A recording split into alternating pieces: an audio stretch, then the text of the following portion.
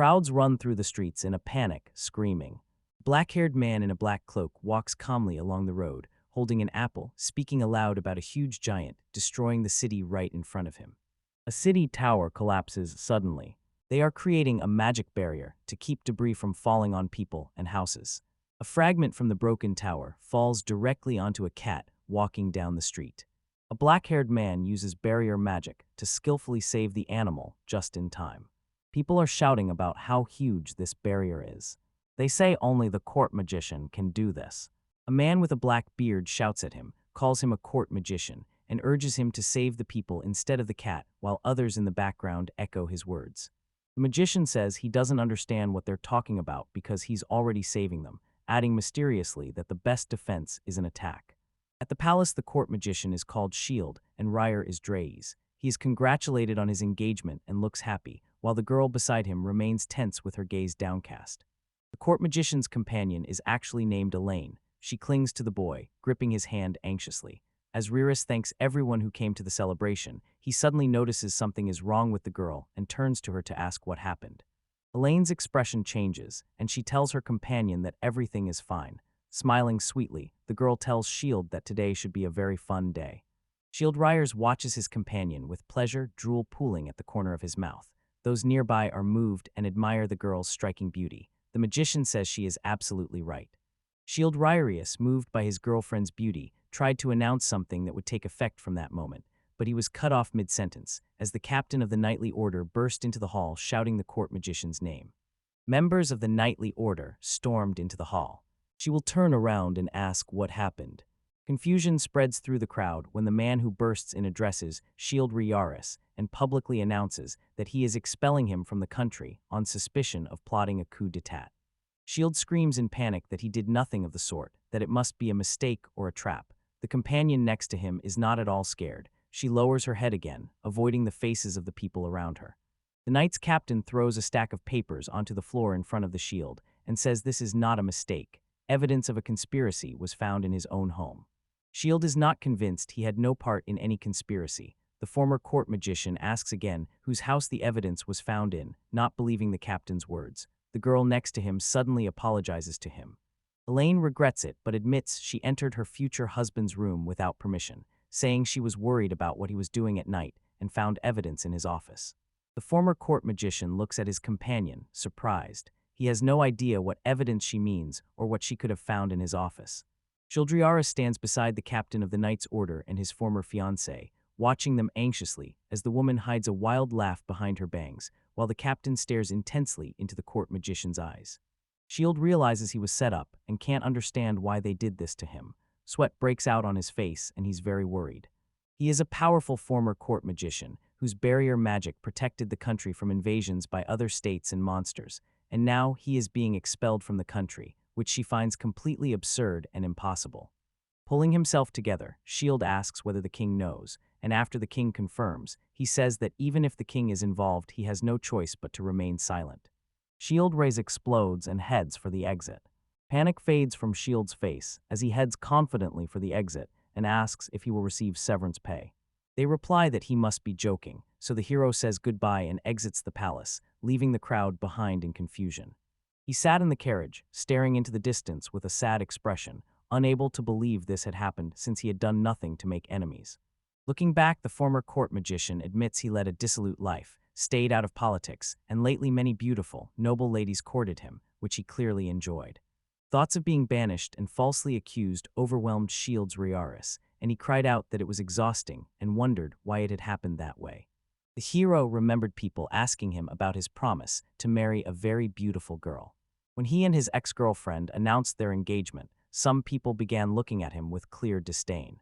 Gazing at his hand, the magician clenches his fist tightly and tells himself he has never done anything wrong, and that he has tried to live each day with diligence and dedication to his work. Shield Rares recalls his childhood, picturing himself as a small boy who was despised for using low-level magic. Knowing only barrier magic did not break him, so he set out to hone that skill to perfection. Growing older, the former court mage kept training and grew stronger in basic barrier magic, practicing every day since childhood. Shield quietly became the country's top and most powerful barrier mage, and was named Court Mage after mastering basic, seemingly low-level barrier magic. Unfortunately, the barrier the shield created around the country is not as permanent as we had hoped. He believes he was banished because they have a plan for when the barrier disappears. The magician rides in a carriage, slowly leaving the country. The palace and the barrier's glowing reflections catch his eye as he leaves. As he passes the barrier, he straightens up. Shield notices the shield is likely nearing its limit. Then the hero asks himself if he warned that the barrier is not eternal, though that no longer seems important. After leaving the capital, Shield grabbed some money and a gold pocket watch. He thought about where to go. The east was dangerous because of dragons, the north felt uncomfortable, and the west was the capital, so he decided to go south. Before heading to other countries, Travel Shield Riara enters the tavern to enjoy some delicious food. Once a court magician, he especially enjoyed savoring the deliciously prepared food while sitting alone at the table.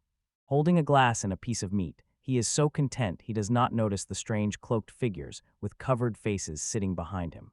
After a hearty meal, Shield Riara steps out of the tavern and hears a rumble nearby. Does he think the old woman is standing at the tavern door for food? 3 men in cloaks followed him. Their faces were not visible. The hero saw them and asked what they needed. The men said they would kill him, but Shield was unfazed, calm and confident. The hero was not afraid of the strangers because he knew he fully controlled the shield's magic and they could not destroy it. Addressing the hooligans, the former court magician says they apparently won't solve their problems by talking, which shields him and makes things far more convenient and profitable for Riris, while one of the strangers just smirks arrogantly. Hooligans attacked him, showing their faces. They raised their weapons and moved confidently toward the shield while he stayed still. She will notice the way they stand. Seeing their stance, he realized they were members of a knightly order. The former court mage concentrates on casting a spell that destroys weapons. A bubble forms around the shield, protecting him from enemy attacks. When a bully attacks, Shield's barrier destroys their weapon. Shield announces his specialty is barrier magic, but the hooligans, expecting a tough opponent, also use magic. One of them shouted that the preparations were already done. The ground under Shield's feet began to shake as the mage realized his opponents had activated gravity magic. She told the enemies that because he had activated it, the hero would use it too, in his usual way. Using the reflections bell, the shield reflects attacks back at the enemies. With the opponents defeated, Shield looked down at them, arms crossed, and said he could only use defensive barrier magic. Though it might not look like it, he had earned his position at court entirely through barrier magic. Defeated the stranger who attacked Shield, hands trembling and pinned to the ground by gravity, admitted he had only heard of Ryrie and was just an ordinary barrier mage, nothing more. The hero demanded to know who had hired the bandits at his feet, but they refused to answer. The former court magician warned that gravity would hold them until he decided to turn it off. Shield replies that it does not matter and asks one of them, the leader of the knights, to say how many others are like him. Enemies lie at the shield's feet and warn him that since they failed, others like them will come to try to kill him. Someone clearly does not want the mage to return to his rightful position as court mage. Shield said he understood, then snapped his fingers. The hero tells his enemies that his only power is barrier magic, and that it can withstand any attack forever, no matter how strong or resilient the enemy is, because Ryrie's shield magic cannot be defeated. Afterward, he calmly releases the enemies. The magician stood on the street and wondered what to do next. No route to stay in the country secretly remains. The south is the safest option, but that allows his pursuers to get ahead, and the north will probably be the same. The former court magician would most likely have to go east, though it was the option he least wanted. Shield looked toward the mountains and kept thinking about how to handle the road. People say the road is full of insects. Shield suddenly shouted into the sky, swearing to the captain of the knightly order that he would get him if even one insect dared to sit on his shoulder, then shouted louder that he would destroy the one responsible for his exile, so the magician would avoid meeting insects on his way. Setting out along the road to the east, Ryarie's shield kept every insect from landing on him. However, he ran into a couple of insects. When he saw the small, cute creatures, the magician ran into the depths of the forest in terror, tears in his eyes, crying out and begging for help. Not watching where he runs, the magician suddenly stumbles onto a huge horned, fanged dragon deep in the forest, and for a few moments they stare at each other, each waiting to see what the stranger who just appeared will do next. Raising his shield slightly, he closes his eyes and tells himself it's just a dragon. The ancient creature is offended by Shield's words. Rares. The dragon asks the hero why he is ignoring him. Shield is confused and cannot tell where the voice is coming from. Shield looks at the dragon, which screams that the voice is his. Puzzled, the magician studies the creature before him. The magician is amazed the dragon can actually speak human language. The magician has never seen anything like this before. Addressing the shield, the dragon says he is Bahamut, a representative of the strongest species. Amused that the man before him does not recognize him, the creature is intrigued by the mage's ignorance and decides to eat him. Frightened by the dragon's words, Childrier smiles awkwardly and asks him not to eat, while sweat beads on the hero's face as she turns slightly, preparing to leave.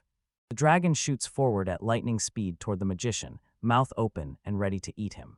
Shield activates the barrier spell Physical Reflection. Moving into position, the mage raises the barrier again, reflecting the dragon's power. After hitting the shield, the creature spins and is flung away from the former court magician. The hero stands his ground, focused on his magic. The dragon stands up before the powerful mage, puzzled that a human could repel his attack as rocks fly around them. Dust rises, and a small ditch forms, creating a path through the forest, and the dragon asks the human if his attack was repelled. The enemy cannot believe that the power of a mighty ancient creature can be stopped by the most ordinary person. The dragon rises into the air, ready to strike again, and finally eats the strange man. The dragon soars above the magician. Shield uses his barrier magic again, employing Physical Reflection to repel the dragon's attack, and succeeds.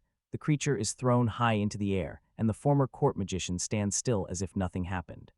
Childriara remains perfectly calm, watching how far the dragon was hurled upward by his physical reflection during the fight.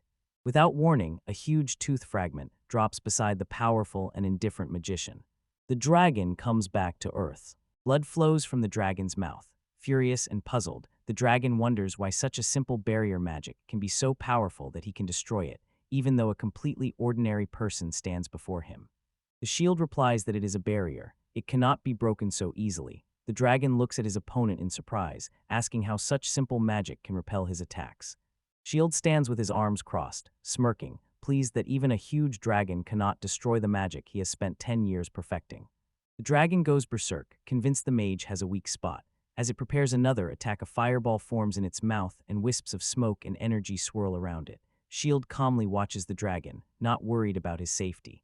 Watching the dragon, Shield prepares for another attack. Keeping the barrier ready seems best to him. He watches the huge creature's behavior closely. The dragon raises its head, gathering energy in its mouth into a ball of light that sparkles and smokes. The dragon swoops from the sky and unleashes all its power at the powerful mage, dust clouds rising around him and blocking the shield's view, but Ryer holds his defense and the dragon's attack does not touch him. Holding his defense, the mage notices the dragon's attack looks like a beam of light, but the substance reminds him of magma. A fresh, intriguing idea occurs to the hero. He uses the magic reflection spell instead of physical power reflection. The shield successfully reflects the dragon's magic and incinerates it. The dragon utters only his final words, surprised that Shield is just an ordinary person. The hero discovers that even the mightiest dragon species is actually weak, confirming how terrifying their own power is. She will decide to move farther along the ditch formed during their battle. The magician thinks the ditch looks more like the aftermath of a natural disaster than the work of magic. The mage steps closer to the pile of ash left after the dragon's magic was reflected, noting the dragon's magma surge was so powerful it's no wonder the creature couldn't withstand it. A man suddenly appears on a black pile of ashes and says this place is a mess. A beautiful woman with long blonde hair and horns sat naked on the ground. Addressing the mage, she says he is very strong, her fangs bared and her pupils narrowed. It turns out this girl is the Dragonbach Moot. She admits she hasn't been in human form for a long time. Shield is stunned to see that the girl in front of him is such a huge dragon. Shield is embarrassed by her complete nudity and asks her to put something on, and Bakhmuth says people are strange about that and admits she had completely forgotten. She snapped her fingers and a beautiful, shoulder-bearing dress appeared, small dragon wings visible on her lower back, while the former court magician watched her with particular delight. At first, the former court magician admires her pretty dress and appearance, but then he realizes the outfit is completely unsuitable for a walk in the forest and asks whether she could have chosen different clothes. The dragon says she should not ask too much of her and agrees it no longer matters. Then Bakhmut decides to become the magician's companion, finds him funny, and admits that for the first time in all her time in the forest, she could not eat a person. Shield doesn't mind her company, saying he's already bored of traveling alone. The dragon says he should go ahead, tells her to prepare something, and says she will catch up with him. Puzzled by her reticence, the magician looks at her from behind with a sidelong glance. With her fangs bared, she will leap on him from behind, screaming that it is too late. He was too careless. Charging the hero, she aims to bite a chunk from his body and seize him with her sharp claws. It was no surprise. Shield was ready for the attack and tried to bite the man, but her fang broke against the magician's barrier. Laughing, he tells her he always keeps an invisible barrier. Using magic, she knocks her to the ground. Sitting on the ground, the girl grew upset and began to cry as she watched him walk away, while the magician ignored her, kept walking, and called for her to follow him deeper into the forest along the path they had dug during the fight. The dragon girl stood up easily, forgot about her tears, and ran after the former court magician. Shield folded his hands behind his head and said he was hungry as he kept walking forward. Two animals appeared right in front of them, and behind them the forest burned from the Backmute fire. Confused, she scanned the area as he moved through the bushes. The dragon watched him sadly. Then the girl said this was the wrong road because he had turned aside too quickly. The magician smiled at the short girl and looked slightly embarrassed. The magician tensed and told her that since she knew the way so well, she should go on ahead. It made no sense for her to walk behind him. He felt uneasy because the dragon was trailing them, as if it planned to attack and eat him again, even though he knew she was unlikely to succeed. The companion's supplies were already running low. The magician's bag held only one apple and a piece of bread. Shield, angry at the dragon for devouring their meager supply of tasty provisions, hoped they were almost to the city, but Bakhmut told him they still had a long way to go. The dragon admitted eating their supplies out of curiosity about human food, and soon preferred fresh blood to regular food. Continuing along the road toward the city, Shield suddenly declared that the name Bakhmut was too long. The dragon suggested he call her Faye, since she had been called that before, and she dropped her own idea and agreed it would be simpler, as it made no difference to Faye herself. When the magician asked, Faye said dragons do not attack cities because people are not tasty and often fight back, so it is too much trouble for dragons. She'll tell her to hurry because he wanted to take a bath. Faye said he was going the wrong way again. The magician turned around and said he was just joking. Throughout the journey, the magician realized they had not met any other dragons or their minions. He still finds Faye useful in some way, though she is very annoying when she watches him, even while he is busy with his own work. From behind, the magician watched Faye. When she asked what was wrong, he said nothing was wrong. At last, the travelers leave the forest and arrive at the city of Agen. Many happy people walked down the street smiling from ear to ear. Many food stalls lined the road, and they ordered him to feed her.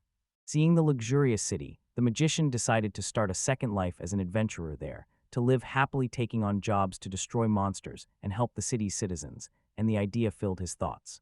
Shield thought his new life would start here, but he couldn't finish his first task of defeating the small monsters in the cave. His barrier magic leaves him weak on offense. Faye was surprised that a powerful mage like him couldn't handle weak opponents. Shield objected that he only uses barrier magic. When he asked Faye for help, she refused and told him he was weak, knew nothing, and did not understand herbs. Shield finally gave up and hit the ground with barely a thud. Accepting defeat, he decided he was a terrible adventurer and that his second life was doomed. As the former court magician collapsed in despair, a watch fell from his bag. The watch sparked a great idea in him. He went to Count Albert looking for work. He thanked the Count sincerely for the invitation. When he heard the request to mentor the Count's daughter, the magician grew confused. Faye told him he was acting strange. Shield replied that surviving mattered more to him. People say Count Albert's daughter is a genius magician, but Shield doubts he can be her mentor because he only masters barrier magic. She didn't know what he could teach the Count's daughter, but Faye wasn't listening, staring straight ahead, so she would ask what Faye was looking at. The Count escorted the travelers to the table. Faye's brains shut down where the food is. The heroes stared at the food. The mage insisted they eat it all, and Faye said her decision to follow him had finally paid off. The travelers dove into the food like wild animals. Shield ate the food greedily. The heroes ate and ignored the council's questions. The former court magician silently replies to Count Albert that he has no time for etiquette because he is starving.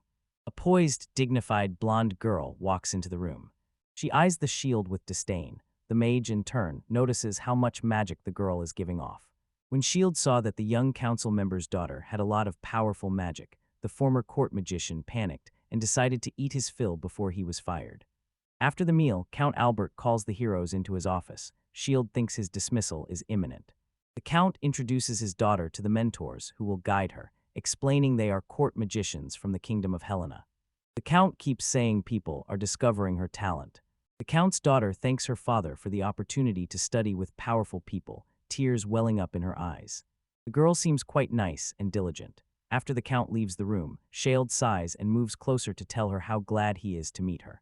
The moment the door closed, Amelia's expression changed and she glared at the travelers, ordering Shield to tell the whole truth about himself or face trouble, leaving the magician completely confused.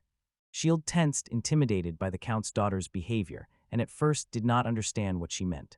The girl sat boldly in a chair, crossing one leg over the other. Shield said they were both real court magicians, though his pocket watch looked genuine to her, and she thought he had bought it or found it somewhere. Shield could not answer the question and grew embarrassed. Amelia told them to confess to their father that they were impostors, since he was kind and would not blame them but would blame himself for having been deceived, and warned that if they wanted to avoid trouble, they should tell her the whole truth. Yelling, she looked into Amelia's eyes, and Amelia looked into his eyes too. The traveler asked the young countess if she had seen the vast magical barrier around the kingdom of Helena, and she answered that of course everyone on the continent knows about it. Amelia's claim that the barrier was known across the entire continent left Shield a little embarrassed. She asked what had suddenly embarrassed him. He told the countess he had built the barrier. When Shield claimed he had created the magical barrier, the girl took offense. She said she deeply respected Helen's court magicians and would not let him call her one of them.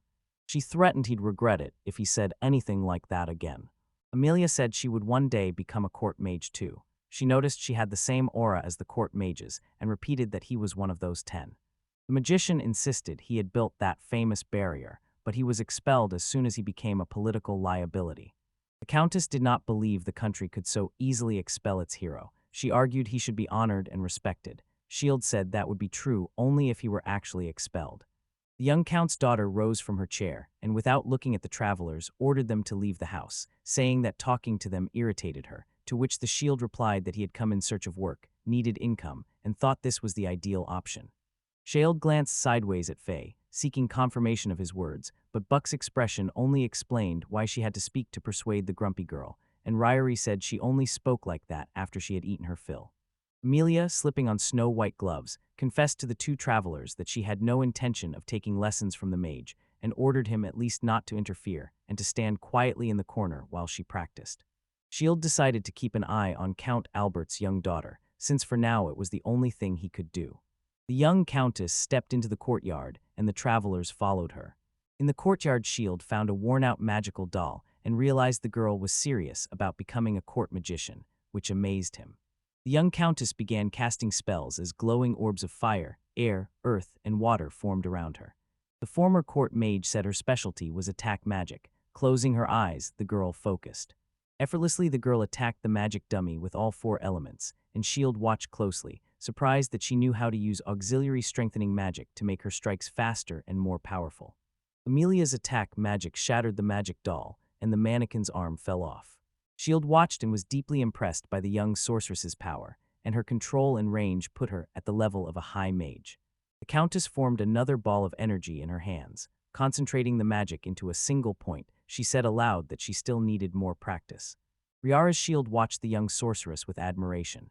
When she finished training, he clapped and said it was incredible, but Amelia ignored him, standing with her eyes closed and breathing heavily. A moment later, she turned to him, adjusted her battle doll, and ordered him not to speak to her, her eyes full of contempt and disgust. Ignoring her order, the former court mage watched her adjust the combat training doll, asked whether the dummies were so worn out that she only trained on them, and then a great idea popped into his head. Noting this, the mage said aloud that the young sorceress was clearly inexperienced in combat, ordered her to step forward, and told her that as her mentor he would train her in a real fight, and Amelia asked if he could really handle the task since the other mentors had fled. Shield Ryarez smiled sweetly and told her to stop teasing her, promising to show her what it meant to be a real court magician.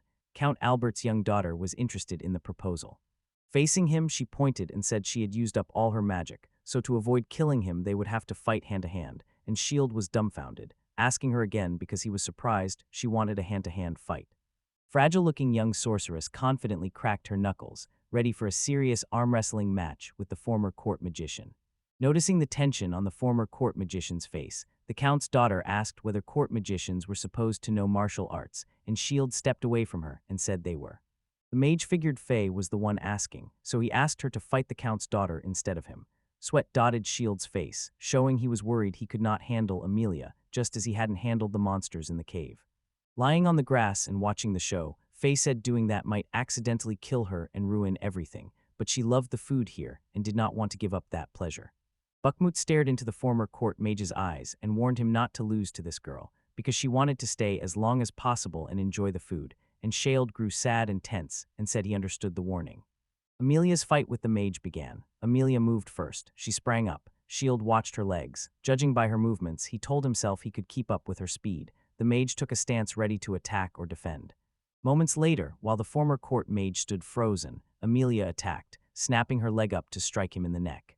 But when she touched Shield's body, her foot struck the magical barrier that always covered the boy's body. A sharp pain shot through the young sorceress's leg. She fell, clutching the spot she had aimed at the mage's neck. Amelia looked at him and said loudly that he was quite strong.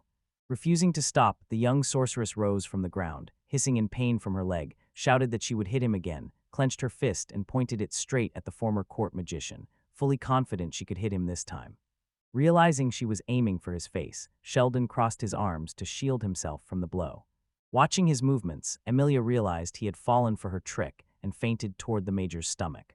She raises a magical barrier while attacking. Tears welled in her eyes as she looked at her broken hand. The girl crouched down, trembling with pain. Shield laughed and said that wherever she aimed, the result would be the same. In tears, the count's daughter held her broken arm with her other hand and turned to Shield, asking if he always fed on iron so his body was hard enough to break her bones. Relieved, the former court magician said she was finally taking him seriously as an opponent and that this meant he had won. So if she could not beat him, they could not fire him, and he and Faye would stay in the mansion. Amelia, tears still in her eyes from the pain, looked at her new mentor and agreed to let him stay a little longer because her spells couldn't kill him that easily. Delighted, the former court magician ran up to Faye, who had been lying on the grass, and shouted that they could stay longer in the mansion now that they finally had a place to live and food. Disappointed in herself, the countess turned away from the travelers, her arm still hurting. Amelia left the training ground while Shield shouted that he'd still be her mentor, but she cut him off, told him to shut up and called him an imposter, warning she'd get rid of him soon and he just had to wait. Fee and Shield were glad they could eat their fill of delicious food again tonight. The count's young daughter quietly walked away from them. When the magician woke, the servants told him Amelia had fallen ill and was lying in her chambers. He refused to believe them and said he would not listen until he saw it for himself. She yelled and headed to the countess's chambers. Throwing open the girl's bedroom door, Amelia, the former court magician, saw the girl lying on the bed with her eyes closed, her face flushed with fever and a deep bruise on her right hand. She notices the girl has a high fever when he puts his hand to her forehead, and he studies her hand, thinking she may be bleeding internally and may have broken something in the fight. Ryrie told the maid he would try to heal her. Trailing the former court magician, Faye entered Amelia's room, rubbing her eyes after waking. The dragon offered to help her friend heal the girl. Shield refused and told Faye firmly to leave it to him, since he was Amelia's mentor. She used healing magic to mend Amelia's wounds from the hand-to-hand fight with him. He focused intently as he stood over her. When Shield and Faye learned that Amelia had recovered from her wounds, they decided to bring the countess some food to her chambers. The serious girl quickly left the room and went to Shield, demanding to see his face. Leaving the room, the young sorceress came face to face with the magician who had healed her, and stood deep in thought as a tear rolled down her cheek. Later, Amelia and Shield met again in the mansion hallway, and the man smiled, greeted her, and said he was glad she had recovered well. The young countess turned dismissively to the former court magician and told him she had heard he was the one who healed her injuries after the battle. Looking at her hand where the bruise had been, she thought out loud, if he could heal that well, he wasn't just a swindler. Still, she felt he wasn't being sincere with her, and it was hard to believe he had once been a court magician. The young sorceress looked back at the mage and said that because of what he had done, she would give him another chance, but this time she would test her strength against his so-called magic. He stared at her in bewilderment, then shouted sharply that they had to go right now. The heroes stepped onto the training ground. Shield rubbed his neck as he listened to his students' orders. Amelia folded her arms and said the rule was simple. The fight continues until one of them gives up. Everything else is allowed. The former court magician was thrilled by his students' announcement and saw a perfect chance to teach her everything he knew through hands-on experience. Amelia conjured a fire arrow and aimed it straight at Shield, telling him he would not regret it even if he died in the fight, and Shield remained unafraid. The former court mage watched Amelia cast a simple fire arrow and felt a little pleased, thinking the fight would be easy, then laughed and told the student she had probably underestimated him. At that moment, thousands of identical fiery arrows appeared around the young sorceress, all aimed at the powerful magician, who raised a shield, gasped, and looked surprised. Furious, Countess Amelia fixed her new mentor with an expectant, almost villainous stare, and asked the mage if he could withstand the steady attacks directed at him. The former court mage stared at his student in surprise as thousands of identical fire arrows appeared, and he realized she had activated them all in under 3 seconds. Confident in his power, the barrier mage began to cast a defense. He thought he should take the girl more seriously, and in any case would avoid harming her. Focusing on his spell, the mage stood still, while thousands of Amelia's fiery arrows flew at him, forming a shield that absorbed the magic. Any arrow that struck his barrier vanished instantly because of a spell. The young sorceress, who had been sure moments earlier that her attack could harm the master, watched in surprise as each arrow vanished the moment it struck the magical barrier, and she did not understand what kind of magic this was. At that moment, the girl formed a new plan. She would blast him with a strong stream of wind using elemental magic. She was indifferent even when she hurt him. The attack also vanished when it touched the magician. Shield stood in one place, nearly motionless, his face showing no emotion. Furious, the young sorceress watched her attacks fail against the magical barrier her mentor had raised. Her hair tousled as she launched another water spell and shouted at him. Rings of water appeared around her wrist. She aimed an elemental spell at the motionless mage, but he remained unmoved as huge waves of furious water rose around him. Behind his magical barrier, Shield came up with a new plan while watching his rival's techniques and attacks, and he said aloud that it would be dangerous if her attack hit its target. The wizard's eyes sparkled as he grinned, looked ahead, thanked Amelia for the treat, and used a barrier spell to absorb all the new students' magic. With the girl's attacks all repelled, the former court magician mocked her and asked what she planned to do next. Clouds rolled across the sky above him, though moments earlier the mansion's courtyard had been bright with sun. Shield looked around, unsure if it was actually raining, but it was another technique of the young countess. The barrier mage didn't immediately grasp what the rain was for. Turning to Amelia, who stood before him with her eyes closed and shaking her hands, he asked if it was only a hindrance since he was already frozen. The girl replied simply that it was ice magic. Shield looked at his legs and saw they were covered in a thick layer of ice that stopped him from moving. Frozen in place, the magician said this could not be happening. Ice had completely covered his feet, and he could not move even slightly. Amelia thrust her hand forward and cast a new ice gust spell. Thousands of sharp ice shards shot toward his shield. Pleased that she had almost beaten her mentor, she urged him to surrender. The sudden surge of ice aimed at the court magician didn't surprise him, but sparked his interest in Amelia's magic, and he called the young sorceress a genius. A strong barrier covered Shield's body, and he knew that even such serious, powerful attacks from the countess could not destroy the spell he had perfected over the years. Amelia's attacks all missed the mentor. His magic barrier was all-encompassing and flawless. Every ice block shattered against it as he stood there, calm and arrogant. The former court magician's power amazed the young countess, and she shouted that it was unfair as every attempt failed, leaving her very angry with her new mentor. Sinking into despair, she was utterly exhausted after using all her strength in the fight she had given up, leaning on the battered magical training doll. Shield watched his rival silently while Amelia seethed, trying to figure out what magic the imposter used that even she could not control. Confident in his abilities, the cheerful Shield agreed to tell her about his magic on the condition that she called him sensei. The request unsettled Amelia, but she gave in. People awkwardly call the Count her new mentor, sensei. Still mocking the girl, Shield, after asking her to explain her magic, demanded she call him sensei again to feel prouder. Too humiliated to give in to his request again, Amelia threatened him, telling him he should be less proud of himself. Shield simply laughed and apologized to her. Admitting to the Countess that his only magic was barrier magic, the mage infuriated Amelia, who found it absurd that a wizard so powerful would use the simplest magic and still reflect any attack she made. Shield reminded her that, though he could only use barrier magic, his mastery of it made him a court mage and allowed him to build a massive magical barrier that, as she had said, the whole continent knew about. Amelia finally realizes how wrong she was about her new mentor and can hardly believe it is him, Shield, because Riris is the very same legendary Shield and one of the top 10 court magicians of Helen. Amelia can hardly believe the country actually exiled its legendary hero. Her words struck him like a blow because he could not understand how this could happen to him. Even after Riris said he really was a great shield, the girl couldn't calm down. She screamed and ran away from the magician, and Shield had no idea why she reacted that way. Later, while Shield and Faye were having a quiet dinner, Amelia peeked at him from behind the door, too afraid to come closer. The attention annoyed Faye, and the magician said it scared him, though he was trying to ignore her. Arrogance vanished from the Countess's face. Relieved, she discovered he truly was one of her idols. Then the Countess bowed to the magician, lowering her head onto the dining table. Ashamed for treating him as an imposter and for refusing to believe in his magic, Amelia told the mentor her arrogant persona was not real, but he knew full well that by now her manner had become well known. The Count burst into tears and wanted to run away to avoid being humiliated in front of her idol, and the magician grabbed her by the collar of her dress, told her it was all right, and invited her to eat. During a meal, Amelia glanced awkwardly at Fane's shield, and the Countess asked about the relationship between the Great Shield and the companion who had accompanied him to Count Albert's palace. Faye ignored the girl's question, and Shield answered for himself, telling how a dragon in the forest tried to eat him, how he won the fight by repelling all her attacks, and how she eventually began to follow him.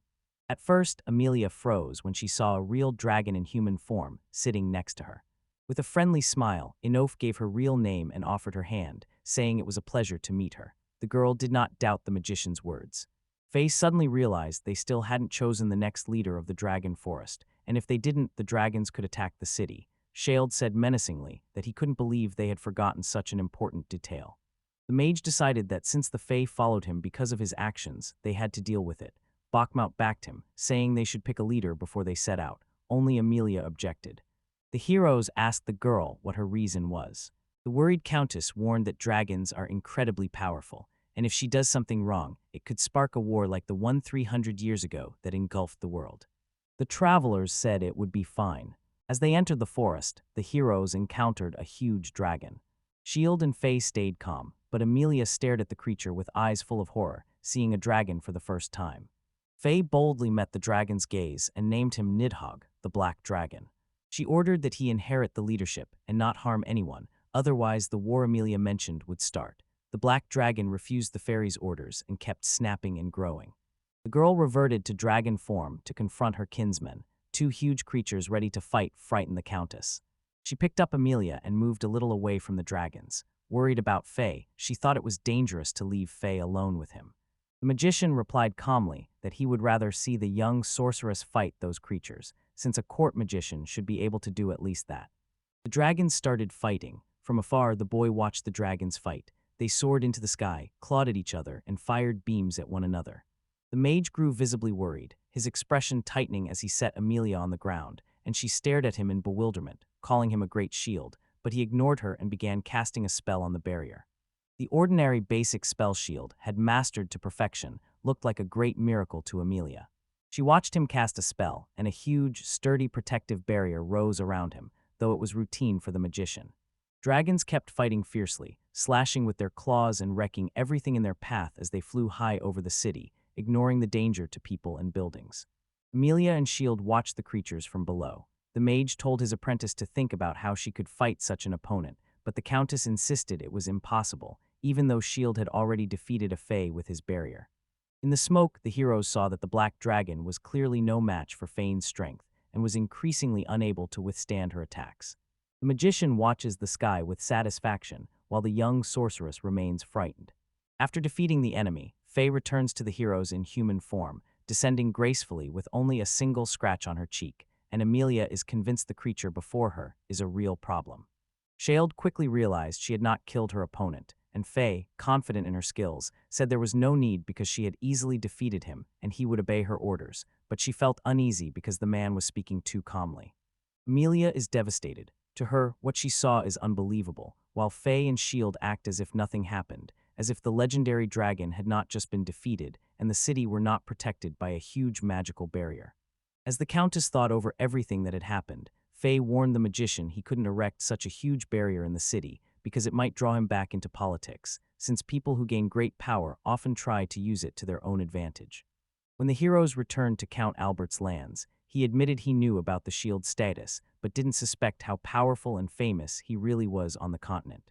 The Count suddenly makes a radical decision and fires Shield, regretting it but saying he cannot let the magician continue as his daughter's mentor, and his reasons are unknown. Shield Ryers stood up and shouted at the Count across from him, unable to believe how easily the Count had taken his job as a tutor, while Faye sat silent with a disappointed expression. The Count said he made his decision because the Major's power could shift the balance of power across the entire continent. If the shield stayed, it could destabilize relations with neighboring countries. That showed how serious things were. The Mage finds the Count's words baffling, because the country would not banish a man who can single-handedly create a protective barrier for the entire nation, and Shield suspects they have a secret plan that makes the Mage unnecessary. This barrier alone let the Kingdom of Helena show its strength to neighboring countries in recent years, and that protective shield, created by the magician, effectively decided the fate of the entire continent. Shield believed he had a strong reputation in other countries too. Riari remembered he was not considered a hero in his own country. People whispered that his ability to make magical barriers was taken for granted, and many opposed his appointment as court mage. Furious after Shield's monologue, Count Albert finds it absurd that the people of Helena, who call themselves a great nation, are completely blind to the great magician's talent. Count Albert paused to compose himself and explained he was negotiating with the central government and could not resolve the matter alone. Amelia looked at her father, her face full of longing and sadness. Shield couldn't bear the tension and covered his face to hide his tears. The Mage was disappointed in the efforts he had put into becoming a mentor. Fate told him it was obvious from how much magic he used. Riara told Faye that defeating Nidhogg a bit more cleverly would have prevented the dismissal, but Faye disagreed, saying that if she had lowered her guard for even a second, she would have lost the fight. Barely believing his ears, the Count asked the travelers whether they had both fought the gods Nidhogg and Bakhmuth. Shield and Faye did not understand why he called the legendary dragons gods. The young sorceress then told her father about the fairies. That girl is actually Bakhmut. Jay, in the form of a human dragon, cannot fully hide his golden wings. It was she who repelled Nidhogg's attack on the city, protecting its inhabitants from destruction. In Uri, where Aigen lives, dragons are worshipped as gods. The Count can hardly believe a dragon is sitting across from him, calmly drinking tea. Receiving that attention, Faze grew confident and began to flaunt her greatness. When Count Albert realized what kind of people stood before him, he politely and sincerely asked them to wait for the arrival of the country's official representatives. Then Count Shildu proposed that if he were allowed to stay in the country, he could become an ally.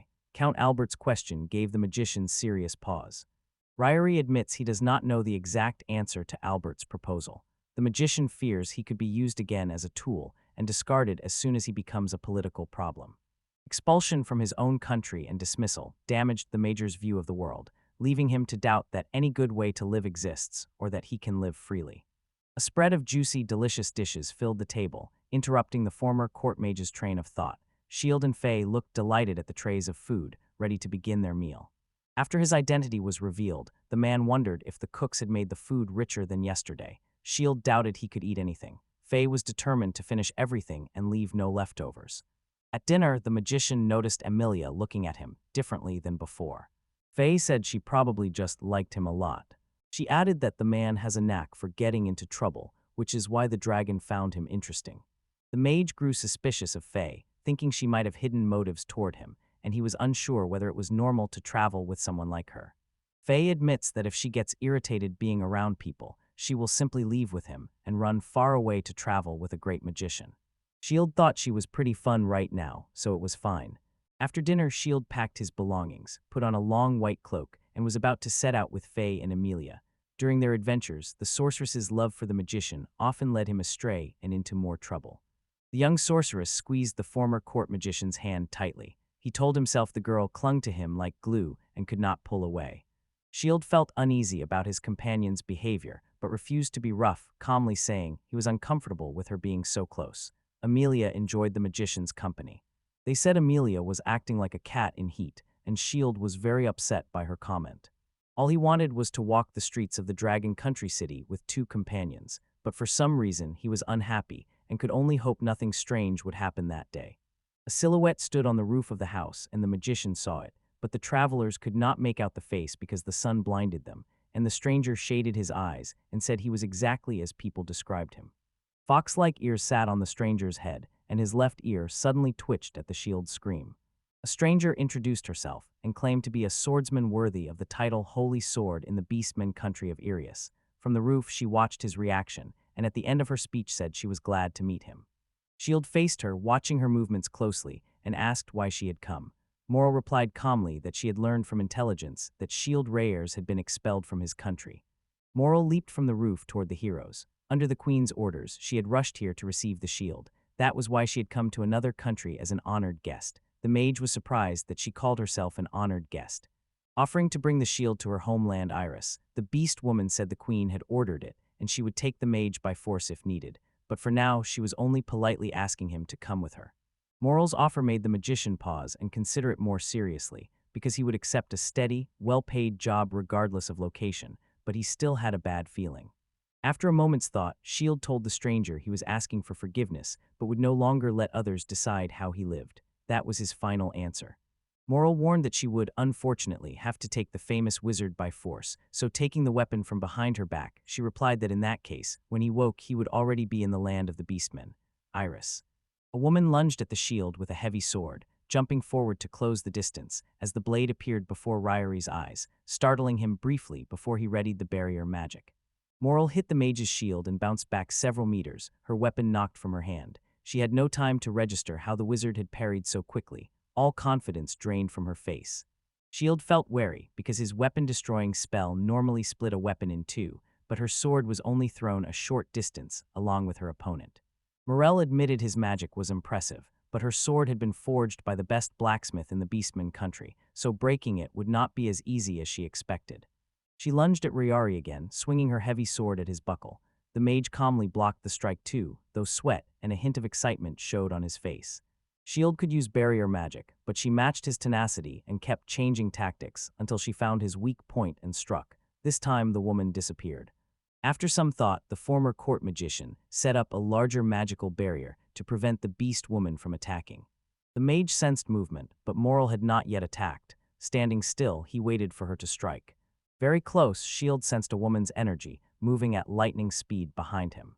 Anticipating his opponent's attack, he formed a round shield that stopped her strike. The mage smiled arrogantly, rejoicing in his combat skills honed to perfection. Another attack from the sorcerer barrier produced a physical reflection that struck her back but failed to knock her off her feet, and she kept her balance as Shield watched his opponent closely. Bruised and exhausted from the fight, Moral was still standing. Surprised, the mage stared at the woman and said she had incredible endurance. The beastman spat blood onto the ground. The opponent easily guessed the barrier's nature, which would turn her sword's power back on her. The shields proved she was right, and her sword could hardly reach him anyway. Com suddenly turned to panic. With tears in his eyes, he saw his morale crushed and realized she was now ready to kill him despite once calling him an honored guest. The clever rival told him that if he could not defend himself, he was not the one her country needed. Shield found her reasonable and fair. He laughed and decided that in that case the strongest should survive. Eyes blazing with rage and excitement, Morel said she still had the strength to keep fighting. Gripping her sword tighter, she attacked the former court mage again. Astonishingly fast, she moved so quickly that Ryrie could barely see her, and despite suffering many injuries her mobility stayed intact, but she could not win until she broke the protective barrier. Wherever Moral attacks from, however well-trained or fast she is, her attacks are useless. Her attacks cannot get through the mage's barrier. She keeps trying to break the shield and lands the final blow with her sword. Striking the wizard's protective barrier with her sword through her back several meters, worsened her injuries, and left Morel unable to stay on her feet as her opponent hit the ground.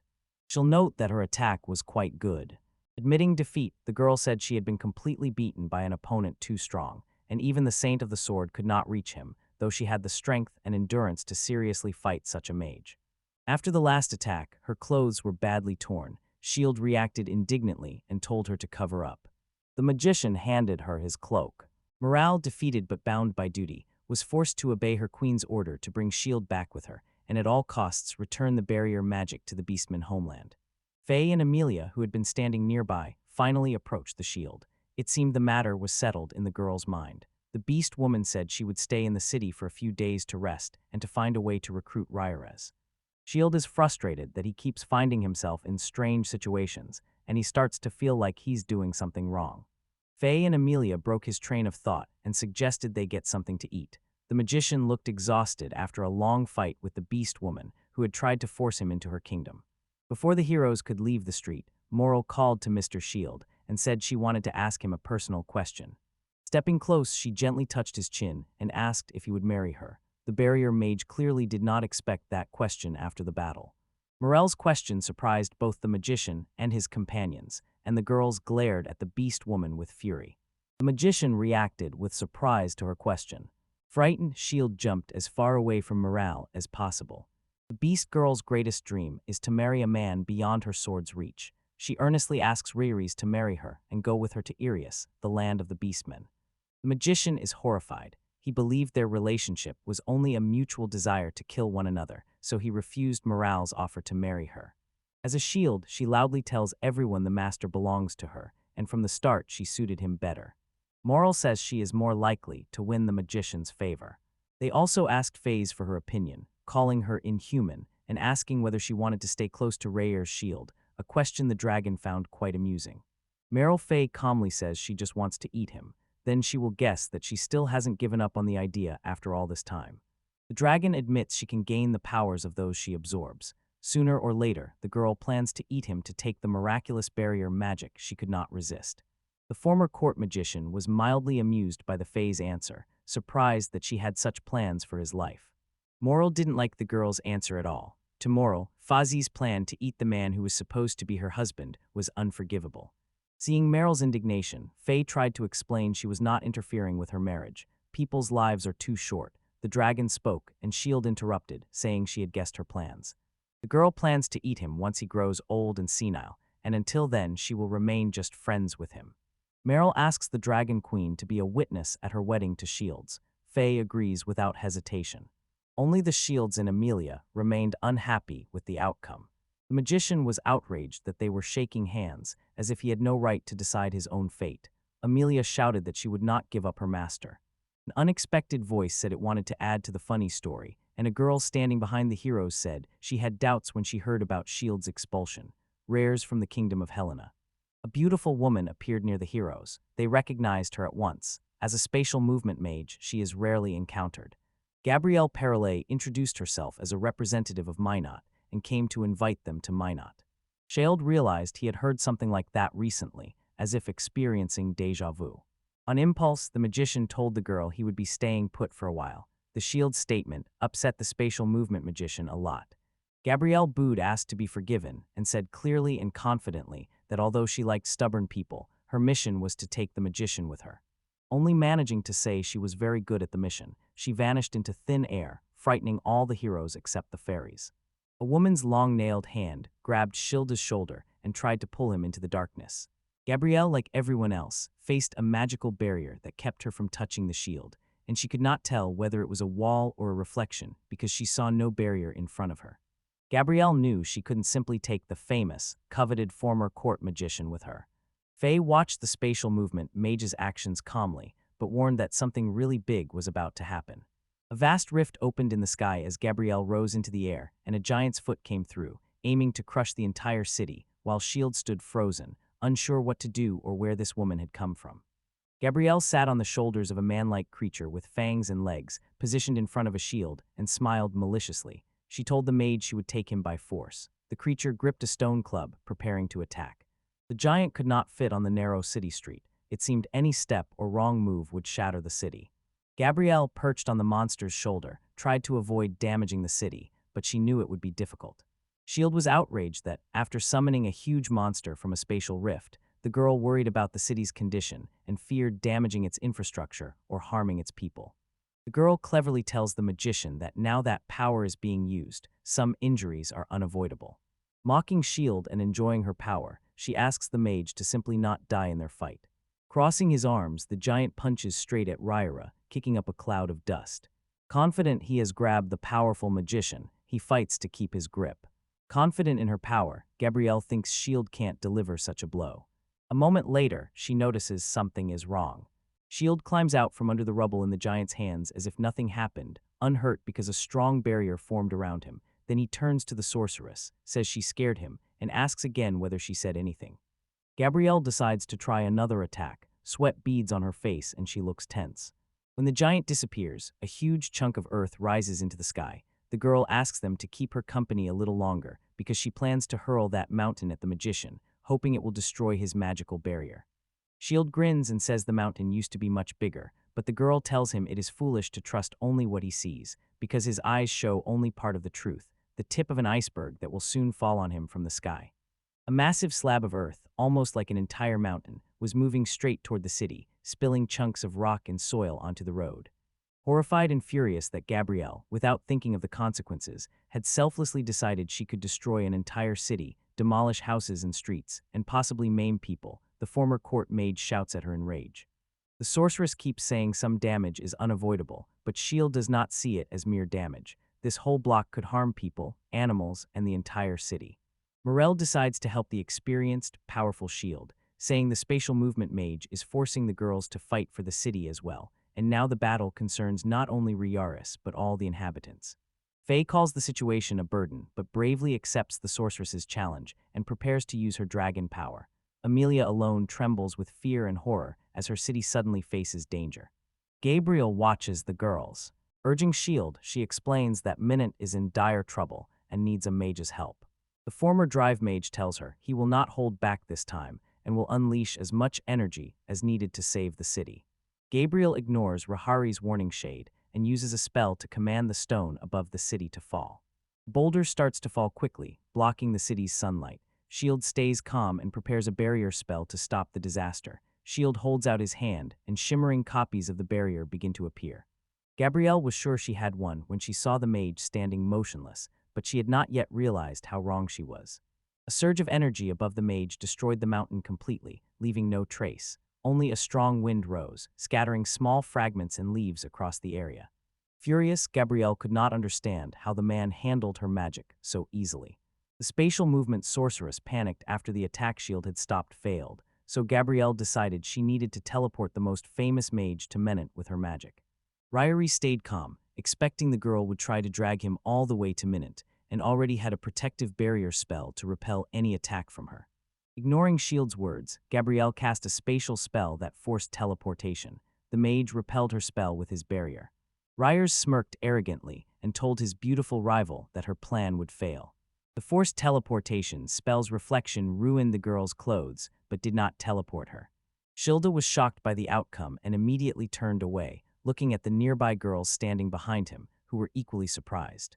Gabrielle claimed he had deliberately reflected her magic to make her clothes disappear. Shield insisted that it was absolutely not true.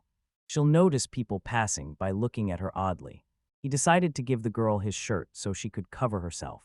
The magician admitted his mistake and apologized, saying he should have used a different spell.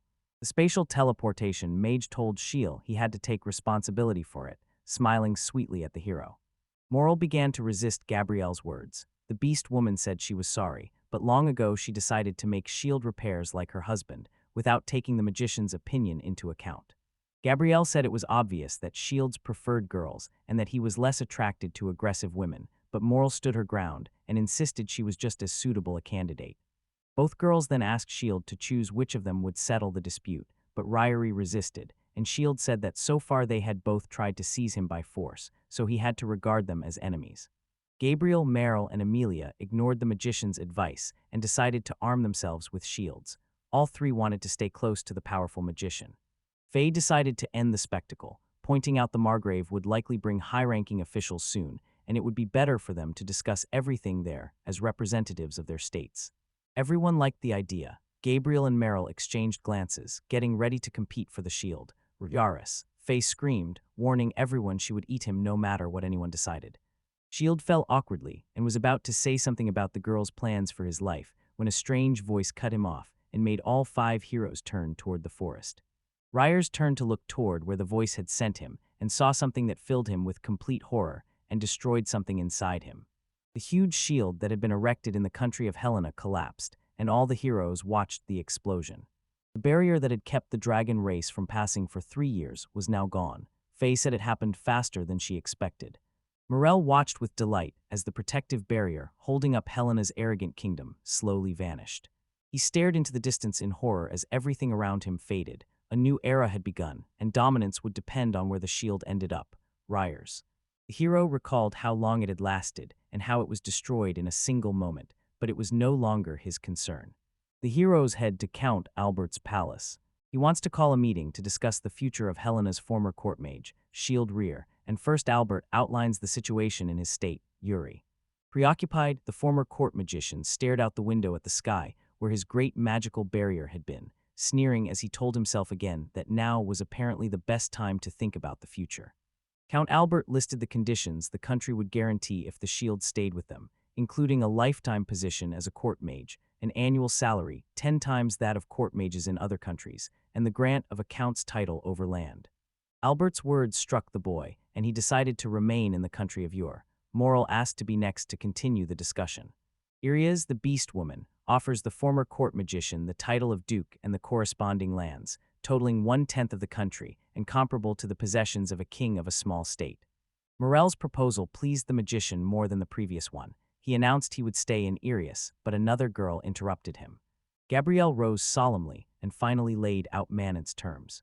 The spatial travel mage's country offers a shield, and Sama holds the title duke of the land and even of the sea, so the girl said it would be very interesting to develop the territories using Rayer's talent. She conceded that he absolutely had to choose Manon over the other options, yet she kept listing the conditions. If other countries give them Shildariaries, the country's territory will be handed over to Ur and Irias. Albert and Morel are shocked by the proposal and doubt the Manon representative is serious. The Count and the Beast Woman exchanged looks, weighing which outcome would benefit them both. Both began persuading Shield that he should choose Mananta. Stunned, the magician stared at the representatives of the countries, listened to each proposal, and shouted at the ceiling. The scene shifted to Helen's kingdom, and a scream rang out as their eternal barrier was suddenly destroyed. Standing on one leg before the king is the captain of the Knights of Karasaurus. Wayne says he has come to see him. Gareth Serras is furious, demanding to know where the shield is and why he hasn't shown up yet, even though half a day has passed since the protective barrier was destroyed. The captain of the knightly order tells the king that Rier has apparently been missing for about 3 weeks, and the search is proving difficult, so Casares offers to take over the entire search for Rier's shield to ease his subordinates' burden. The king agrees that in a crisis, only someone like Casares could take on that responsibility, and the captain says he will report everything to the king immediately if anything happens. The king is genuinely concerned about why Elaine shields her future wife, why she hid such important information from him, and why she is so calm when her future husband suddenly disappeared without a trace. Still kneeling before His Highness, the captain tells the king he will handle the matter and can be trusted, so the king agrees and decides it is time to rest. His Highness frees Casares. The captain reads Shield's file in the office. The captain sits in his office with Elaine, Shield's ex-girlfriend, then slams the table and yells at her for suggesting such a foolish plan. She replies it's too late, standing motionless near the captain, never imagining the absolute barrier could collapse. Crossing her arms, she added that it was necessary for her to marry the crown prince. In any case, Casares was an accomplice too, so he should not try to escape responsibility. Standing up from the table, the captain yells at the girl, who had promised that if she married the crown prince and became queen she would make him prime minister for life, and she angrily says he cannot put all the blame on her. Overwhelmed, the girl began to cry and covered her face with her hands. All she wanted was to be with her beloved prince. Casares cursed, sat back at the table and started thinking. Determined, he chose to hide the truth at all costs. Casares suggested paying off the witnesses to the breakup. Elaine agreed calmly and told the captain she understood. Casares is in charge of finding this man. When the captain catches him, the shield ray Raz will show no mercy. If torture is needed, the captain will force him to restore the magical barrier. The knight's captain looked into the darkness and said that as long as the barrier held, everyone would be safe. Elaine walks out of the captain's office, says goodbye, and leaves this to him. Clenching his fist, he glanced angrily to the side and announced that it was now the turn of a certain assassin to be sent after Shield. Shield will go, the young man gives a nervous laugh. Although Shield is interested in Menonk's offer, he tells everyone he will not go and will instead find a high-paying job without extra obligations, leaving the others puzzled. Gabrielle says it's unlikely such a job exists, warns the boy that countries seeking the barrier's power may come after him, and admits there are no easy solutions left for him. The girl is ready to give the hero the lands of Murai, east of Murant, and the hero is confused and keeps saying he refused, but Gabriel does not mean that. She asks Shield to make Murai an autonomous territory he will govern personally. The Major sees that ruling an autonomous territory is almost like being a king. Gabriel confirms these lands will be independent of their state. In return, the girl asks Shield to install a barrier in the city, located near the dragon forest. Meryl and Count Albert assure the young man his barrier magic will be useful to every country because it will make them feel safe, and they believe Shield's magic is too powerful to belong to just one nation. They say a single barrier in cities will significantly strengthen these states' defenses. Moral commends Gabrielle for her idea. Gabrielle thanks the fencer for her kind words. Shield likes the idea and has heard that Murai is a land rich in resources. Gabriel agrees the plan suits everyone and says they will follow it, and Count Albert suggests they open a bottle of champagne to celebrate. Delighted by today's decision, the Count, Shield, Morale, and Gabriel raise their champagne glasses to it. Under the terms of the agreement, the magician must first travel to Irius, the northern country of beastmen. Finally, he erected a barrier in Menante, the state's northernmost city. Shield finishes installing the barrier with confidence. Faye is surprised because she expected it to take more than a day. The young man says he could have finished in an hour, but that would have left a bad impression. Gabrielle is impressed by his magic. She thinks highly of him. Shield wonders whether he can travel freely around the country. The young man wants to see the state before he reaches his domain. Gabriel offers him a pass to cross the border.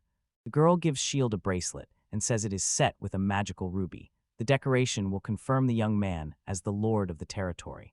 After the magician thanks the girl, Gabriel suggests he show his gratitude by signing a marriage contract with her. Amelia and Meryl also talk about marriage. Amelia suggests that Shield stay and live with her as her husband. Meryl says whether he will become her husband is still undecided, even if he becomes the lord of the territory.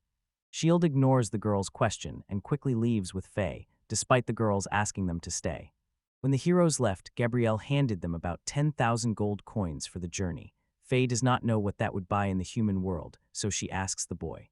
Shield says the money should easily cover a 10-day trip. Faye can't understand why they're out of money after only 3 days of travel. The young man becomes angry at the question and indignantly hints that there is no money left because Fee ate for 10. Shield lowers his head and warns that at this rate they will starve before reaching their lands. The dragon girl, calm and unfazed, urges the hero to start working. The mage asks if she'll be going to work too. Faye asks why she would want to. She tells him cheerfully she doesn't need to work, since if she ever starves she can just eat him. It's no surprise to the young man, because he knows the dragon girl always sees people as food. Frowning slightly, the hero considers how to earn a steady income without revealing his identity. Only one place comes to mind. Faye worries Shield might do something illegal, but the young man irritably assures her he has no intention of doing so. Ahead of the heroes, Shield and Faye find themselves in the Adventurers Guild, while the adventurers are having fun and don't even notice them. The dragon girl says everyone here looks weak, and the boy tells her they can't speak loudly because someone might hear. A friendly female administrator greets the heroes joyfully and asks whether they have any tasks. Shield confidently and eagerly tells her he wants to sign up as an adventurer and accept a quest. A sigh escapes her as Faye looks at her with disdain. The girl turns away with a smirk. Shield looks angry and indignant. The magician, displeased, asks whether she thought him weak. She denies it and takes notes. The administrator asks whether the young man has adventuring experience. Despite his confident look and speech, he has none. The girl asks if anyone can vouch for him. No one can. Smiling, the girl tells Shield that he is now an E-rank adventurer and congratulates him. The administrator puts a leaflet on the table listing the only quests available to the young man at the moment. Shield, sounding displeased, asks whether there are any quests to hunt strong monsters. The girl reminds the hero he is an E-rank adventurer. Annoyed, the young man says that he won't be able to earn any money from this. Again, the administrator says in a friendly tone that the magician is an E-rank adventurer. Shield forces himself to stay calm and explains he has a companion who eats for 10. I hear a noise. A man's figure steps out of the shadows and asks if anyone needs help. The administrator regards the stranger with admiration. Shield watches him wearily and asks him to introduce himself. The stranger radiates confidence. Before any introduction, someone calls his name. His name is Isaacson. The girl tells Isaacson that Shield wants to take on more difficult tasks. The mage stays annoyed, certain he can handle everything. Taking a risk, Isaacson looks at him uncertainly. The adventurer seems kind and friendly towards the newcomer Shield. He offers to show the mage the real world of high-ranking adventurers and asks him to follow. The protagonist looks sad. The magician was surprised that Isaacson himself, the highest-ranking adventurer, had personally gone to help the newcomer. Susan smiles and contentedly says that everything is fine and this idea will be a profitable investment. Shield looks tense and unsure as he glances at the adventurer from the side and calls him tall and handsome, while Faye glares at the youth with disdain and says it is not really an insult. Azasin offers his shield and says they should split the reward. The other man agrees and calls the adventurer very generous, though he thinks Azasin is a fool because there are only two of them. Before the heroes is an image of a formidable creature. The adventurer offers to take on Turtle Kinga's task. Isasan, Shield, and Faye enter a dungeon. An adventurer warns them to be careful because many weak monsters live there, and explains the turtle Jinga is an A-rank monster whose shell resists both physical and magical attacks. Isasano explains that Jinga the turtle hides in its shell when it feels threatened, making it hard to deal with, while Faye eats something and Shield is distracted and doesn't know where she got the food. Arms crossed, the young man looks dissatisfied, unable to see how he can win while the turtle keeps hiding in its shell, and he thinks his magic won't work. Furious, Shield needs to defeat a monster that is always hiding to complete the mission, and that is impossible. Assassin watches the disgruntled mage and says the shield looks pale. The adventurer sneers and asks whether the shield will retreat. The young man stares at him in bewilderment, and the young men chat while Faye ignores them completely. The magician says he isn't afraid at all, and that winning will be easy, but the young man doesn't look confident. Looking around, the adventurer notices there are no monsters in sight at all. Faye comes off as a bit arrogant and taunts that she expected all this. Shield asks what she meant, but Asasana says it doesn't matter. Isaksen asks Shield and Faye which of them is in the vanguard and which is in the rear guard. Shield and Faye exchange confused looks. The young man hesitates and asks whether they really need it. The dragon girl crosses her arms and glares at him with disdain. The adventurer looks disappointed because he cannot believe the heroes have no experience, and Isaksen says assigning specific roles makes it easier to handle different monsters in battle. Isasan takes Shield's hands and tells him not to worry because he is here, so today the boy just needs to focus on staying safe and protecting himself. The adventurer studies the boy and warns him to keep to himself and avoid anything reckless. Shield thinks Isasana is serious and might be a good man. The adventurer notices the turtle. A huge turtle suddenly appears in front of the heroes, showing large teeth and a furious, menacing expression. Isa yells for them to leave the monster to him. Shield tries to stop him and warn him not to attack recklessly. The adventurer ignores the warning and rushes into battle. Azazin is too confident in his own abilities to listen to the young man, convinced he can defeat the turtle with a single blow before it withdraws into its shell, and the adventurer strikes. The turtle hides in its shell and Isaksen falls, leaving the monster unscathed. The adventurer is angry and shouts that this is unfair while trying to lure the monster out. Shield realizes he cannot use the barrier in this situation. Watching the adventurer, the mage ponders the situation and realizes that Asasa's attack has lured out the turtle Jinga, but there is one problem. Shield sees Azaz's sword starting to crack. If the adventurer keeps this up, the blade will break before it can pierce the shell. Isis doesn't notice and keeps attacking. The magician sets up a physical barrier. Jesus shouts for Shield and Faith to stay back. The young man realizes that even if they wanted to, they still could not do anything. He sees the adventurer's attacks are weak and useless. The mage watches the fight closely. He considers whether the sword's edge would be stronger if he reinforced it with a barrier. Shield tried to strengthen the sword with a barrier, and it worked. The adventurer's attacks became slightly stronger. Azis realized he had grown stronger and began to attack. He attacks again, but something unexpected happens. The turtle charges toward the heroes at full speed. She will decide to place a barrier around Isis before it's too late.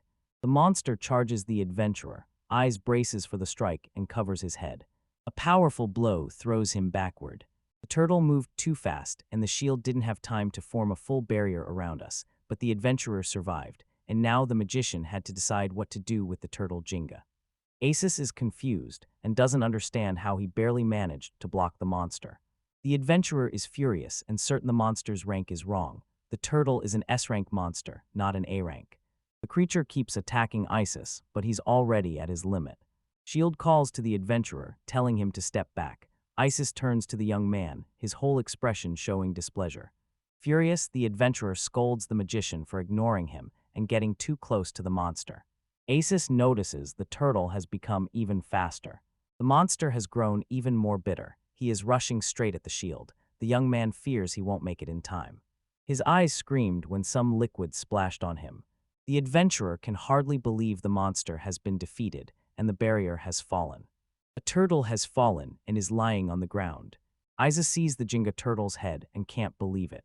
The adventurer tells Shield that even if the plan wasn't clear from reading it, it's time to get down to business. The young man considers me an incredibly problematic guy. Furious, the adventurer screams at the shield, demanding to know what it did. He cannot fathom how the magician managed it. The young man stays perfectly calm and explains that he put up a barrier. Isis shouts indignantly at the young man and demands to know if he really stopped the turtle Jenga with such primitive magic. Shield agrees and says it happened as they argue. Faye moves toward the monster. The girl says she wants to try a piece of the shell, and the young men, surprised, ask whether she can even chew it. Faye takes a bite. Isaac still can't believe what she's doing, and Shield says sadly he could sell the shell parts for a profit. The girl's wings suddenly change. Her wings change, her face shows that filling them with magic will be enough, and they become incredibly hard. Shield says they look ridiculous and are better hidden, so the girl decides to put them away and only take them out when necessary. Deciding to take and sell the rest of the turtle shell, the young man calls out to Isaac but gets no answer. Fee sees the adventurer has passed out, and Shield sighs, realizing the problems are only getting bigger. The young man sells the shell pieces and earns enough money to travel for a while. Isis looks at the shield and still can't believe this man is the most legendary shield. The magician asks whether he can keep the whole amount. The adventurer agrees, saying the young man did all the work and Isis did nothing. Shield asks Isaacs to join them in Mariah because they could use a man like him. Isis refuses, insisting he is the best adventurer in this city. The young man says goodbye, hopes to meet this adventurer again, and wishes him good luck. Fee observed that Isis stayed a good man to the very end. As a sign of thanks, they left him a small gift. Shield and Faye finally reached the city. Indignant, the girl says they returned to the city nearly starving, and that their money is disappearing too quickly, and the young man replies, pleased, that it's her fault because Faye keeps taking them to expensive places. Finding the town too empty, Faye watches as locals open the building's door and call out, hoping the priest will arrive. The crowd is disappointed it's not him. One man steps aside and says he can no longer wait for the priest to arrive. That annoys him. Shield says he's not a priest, but can help and thinks that if he solves their problem, they may get something to eat. Maybe the city is cursed. Dejected, the talisman says people keep getting sick. Now the young man understands why people are waiting for the priest, and is sure that without the priest, he can deal with it himself. Faye says calmly that barriers cannot stop the curse. Shield, outraged, insists there is no other way. The young man tells the girl that if things keep going like this and they do not get food, he will die of hunger. Smiling, the girl says everything suits her, because if he is gone she will simply eat him. The magician reacts with anger and indignation. The townspeople watch and debate whether they can trust the two with such a serious matter. After some thought, they finally agree. Shield questions how they can leave the city so eagerly, without a clear plan, and notes they are not even sure if it is a curse. The magician asks the girl if she knows anything about it. Although Faye knows nothing about this, she says the curse is too weak since it can't even kill anyone. The girl freezes when a familiar smell hits her, and Shield looks at her in surprise. Although Faye can't recall the smell, the boy points out that even after many years the girl still recognized it. The heroes arrived at the right place. Shield senses a strong magical energy. Shield suddenly screams. Faye and Shield, the lake has turned red. Noticing someone, the girl mentions them, but the magician doesn't understand what she's saying. The heroes find a demon chained in the lake called Azazel. In the war between gods and humans, he served as the god's right hand, and Shield assumes he is incredibly powerful because he held that position. Deciding to lift the curse, the girl frightens the young man. The chains are broken, and Azazel is free. Fatal's shield indicates she has figured out the nature of the curse, and believes demon magic leaked through a crack in the seal, infecting the townspeople. Fear grips the boy because the idea is worse than their original mission. At that moment, Azazel rises. Azazel rises and immediately kneels before Faye, bowing after not seeing his mistress for 300 years. Smiling, the girl says the demon is still as formal as before. Azazel asks his mistress for forgiveness, saying people trapped him in a seal and that he will accept any punishment. Faye lays her hand gently on his head, says there is no need for punishment, and Azazel appreciates her kindness. The demon's eyes suddenly go completely black. Angry, he asks why a human is beside her, and she is scared. Azazel steps up to the young man and asks permission to destroy him. The magician backs away quickly. Faye turns to her subordinate and says the war with the humans has been over for a long time, and the gods have lost. Azazel is sure that in this case, a new beginning is necessary. To declare war on people, the demon is ready to lead the shield bearers as a first step. The demon declares he is stronger than before. Faye looks at him uneasily and tries to speak. Isaacel and Shield face each other with confidence. The demon is completely unperturbed. The young man looks ready to fight, and Isaacel prepares to use corrupting magic. Locked away for 300 years, the demon developed a new spell, already used it, and believes no human hero can stand against him. Azazel looks smug and confident. Faye is amazed by how her subject has developed, since no one will be able to analyze the spell, let alone find an antidote. Fee and Azazel stand back to back. The girl beams at the news. When she says the hero might return, the demon interrupts and vows to destroy him for his mistress so she can rule the people. Shield looks confused and asks the girl if they are talking about the same war between gods and humans that happened 300 years ago, while Faye crosses her arms and studies him thoughtfully. Keeping her head down, Faye tells the demon she cannot allow this word to happen because creatures in this world are now far worse than heroes. Azazel looks back at his mistress, unable to understand why they cannot defeat them, even with his corruption magic and Faye's power. Faye denies it but suggests they check out the demon, and he looks at her incredulously. Azazel looks ready for battle. He asks where to find an opponent that powerful. She hints at a shield. Faye points at the boy, and he gives a surprised cry, not expecting her to choose him. Shield responds with disdain and contempt, and asks whether he is that guy. The girl smirks and says if Azazel defeats him, she might reconsider the war with humans.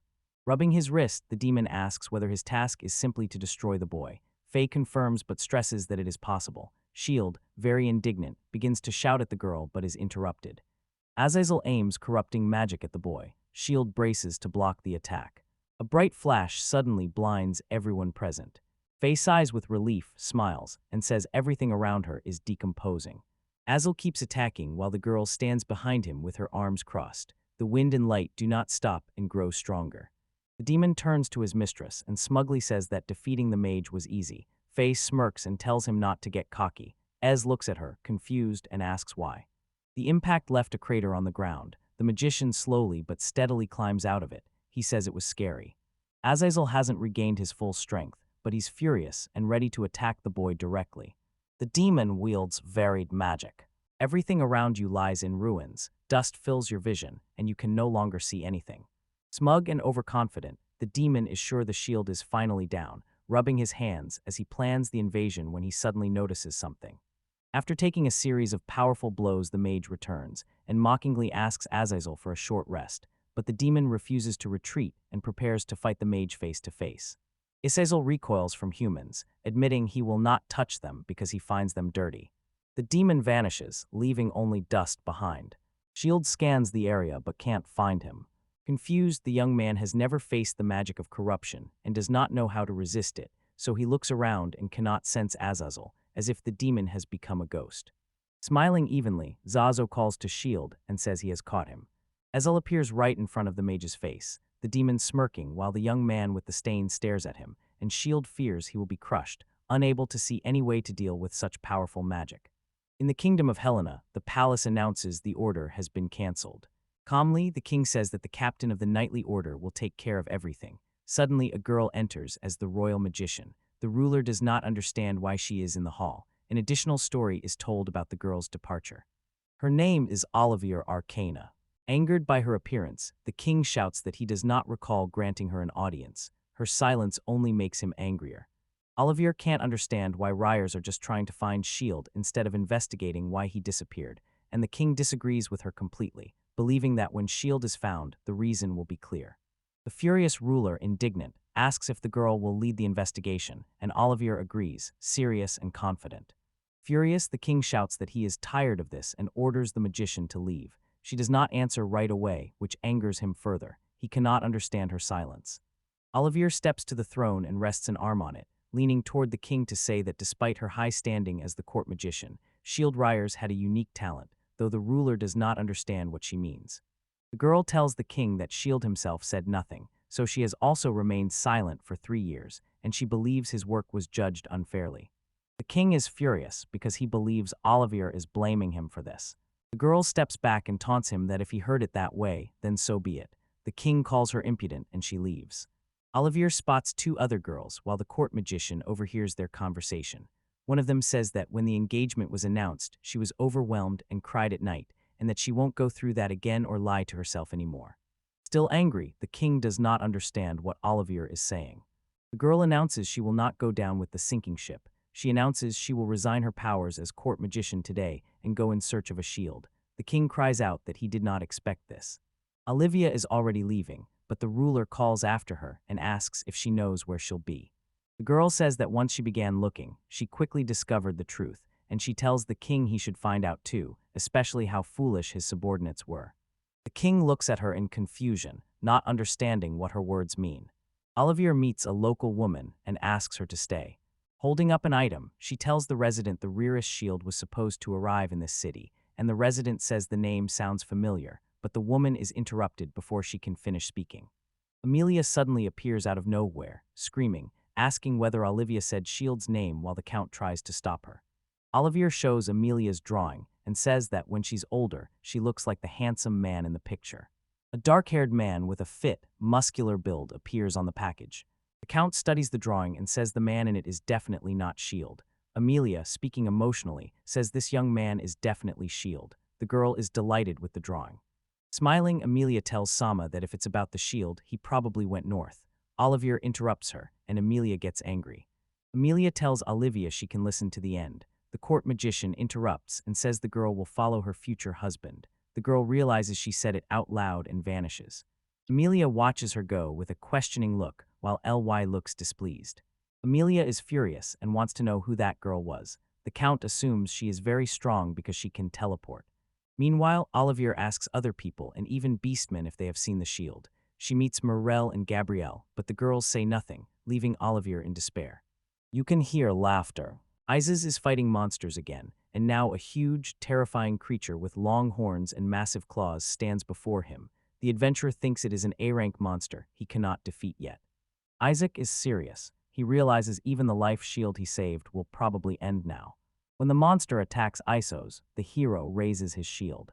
A girl named Olivier suddenly appears, attacks the monster successfully, and saves the adventurer.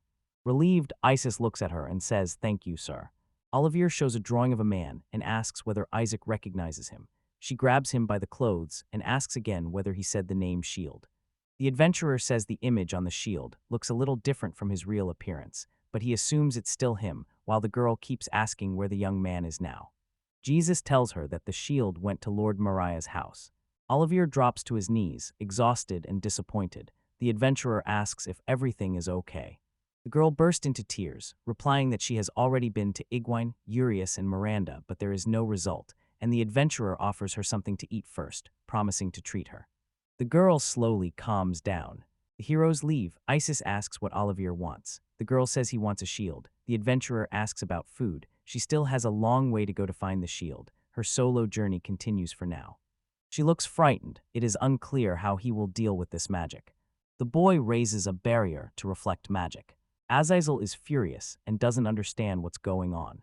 A fight is underway, and the demon looks confused. Magic shields push Azazel back. Clutching his shoulder, the demon is furious and baffled by what happened. The barrier was supposed to be ordinary, but it's unusually strong, and Faye smirks as she reminds him she warned him. Shield plants his feet firmly and says with smug confidence that analysis won't change the situation. The young man rushes into the attack again. Isazo is furious and refuses to retreat. The demon is sure it will destroy the magician before the magician can react. Isazo casts a decoy spell. The demon attacks and crashes into the barrier. The Zeal stares at his hand, confused. Shield taunts the demon, telling him to take better care of himself and to look at his missing arm. Azazel wants to stop. Azazel calls out to Faye. The demon shouts angrily that this wound will heal in a week. Shield is shocked to learn the demon's arm and wings will heal in a week. Shield calls it more impressive than his barrier. Still surprised, I watched as he asked whether all humans had mastered this magic, and Faye said that, as far as she knew, only one had and pointed to Shield. Azazel still does not understand his mistress's intentions. Wondering whether the takeover will begin only after Shield dies in about 10 years, the demon looks at Faye and asks about taking over humanity. His mistress looks pleased and says he is catching on quickly. The mage believes that if Faye absorbs his barrier magic after he dies, humanity will be doomed, and in 100 years, the world will be unrecognizable. Smiling, the girl orders the demon to go to the world of Muri for 100 years to train and rest. Azazel bows to her and says he needs to finish a few things before going there. Then he turns and snaps his fingers. A swarm of bats suddenly appears. Shield beams with delight. The demon dissolves and becomes a flock of these creatures. Delighted, the mage calls the demon incredible, and Faye calls him very smart, saying the bats could be useful to them, while the young man asks fearfully whether the girl wants to make them allies because he finds the bats creepy. Azazel returns and says these creatures can be useful allies. Faye says their value isn't just in fighting skill, but in their true power and overwhelming influence. According to the demon, bats subdue both allies and enemies by inspiring fear with their nature. Shield asks Faye whether her total includes traitors. He thinks it is impossible, but the girl looks smug.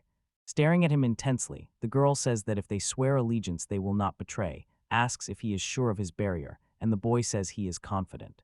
Fatty tells her to report and collect her reward. Shield asks her to wait because he doesn't have time and she is walking too fast. You can probably see Mary up ahead. Shield stretches and says the trip to the city was a nightmare. People even suspected him of conspiring with Azazel and demanded proof, but fortunately everything worked out and the heroes are almost there.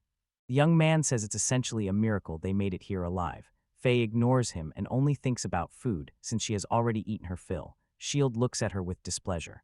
The hero Sima Ray takes his time. The young man is delighted because the city turned out to be much more impressive than he expected. The city is really huge. Shields can hardly believe that all this land now belongs to him. In front of them stands a huge palace, probably his estate. Spotting the knight, the young man shows the bracelet Gabrielle gave him and introduces himself as the new Lord Sheldry Ares. When the mage returns to Faye, he asks whether he looked cool, but the girl frowns and disagrees. Bowing to him, the knights say they have been waiting and ask their new lord to step forward. Shield beams with happiness and asks Faye what she thinks as a golden carriage is sent to meet them at the gate, but the girl looks doubtful. As the heroes pass, everyone nearby turns to study the strangers. Everyone is busy with yard work, cleaning, trimming bushes, and similar chores. One of the subjects meets Shield and Faye and asks them to come with him, saying the new lord is already expected. The heroes follow the young man, scanning the palace as he keeps glancing back at them. He tells Shield and Faye to wait and walks away. The girl assumes they are not very welcome here. Sensing the people's cold stares, the lord agrees with her. Two maids whisper behind them. Faye remains unperturbed as ever and says if they are not accepted, the subjects can simply be eliminated. Shield no longer looks surprised and only says this is very encouraging. The young man can't tell who they're waiting for. Suddenly, the door opens. Three people appear. The one in front walks ahead looking arrogant and smug while holding a staff, and two follow him, one menacing and the other more friendly. A staff-wielding man greets them as representatives of the Kingdom of Helena. He introduces himself as Van Gogh and says he learned everything from Lord Gabriel. When Van Gogh summoned the hero's representatives from the Kingdom of Helena, Shield chuckled. The man said that because the previous lord had entrusted him with managing these lands, he was responsible for them.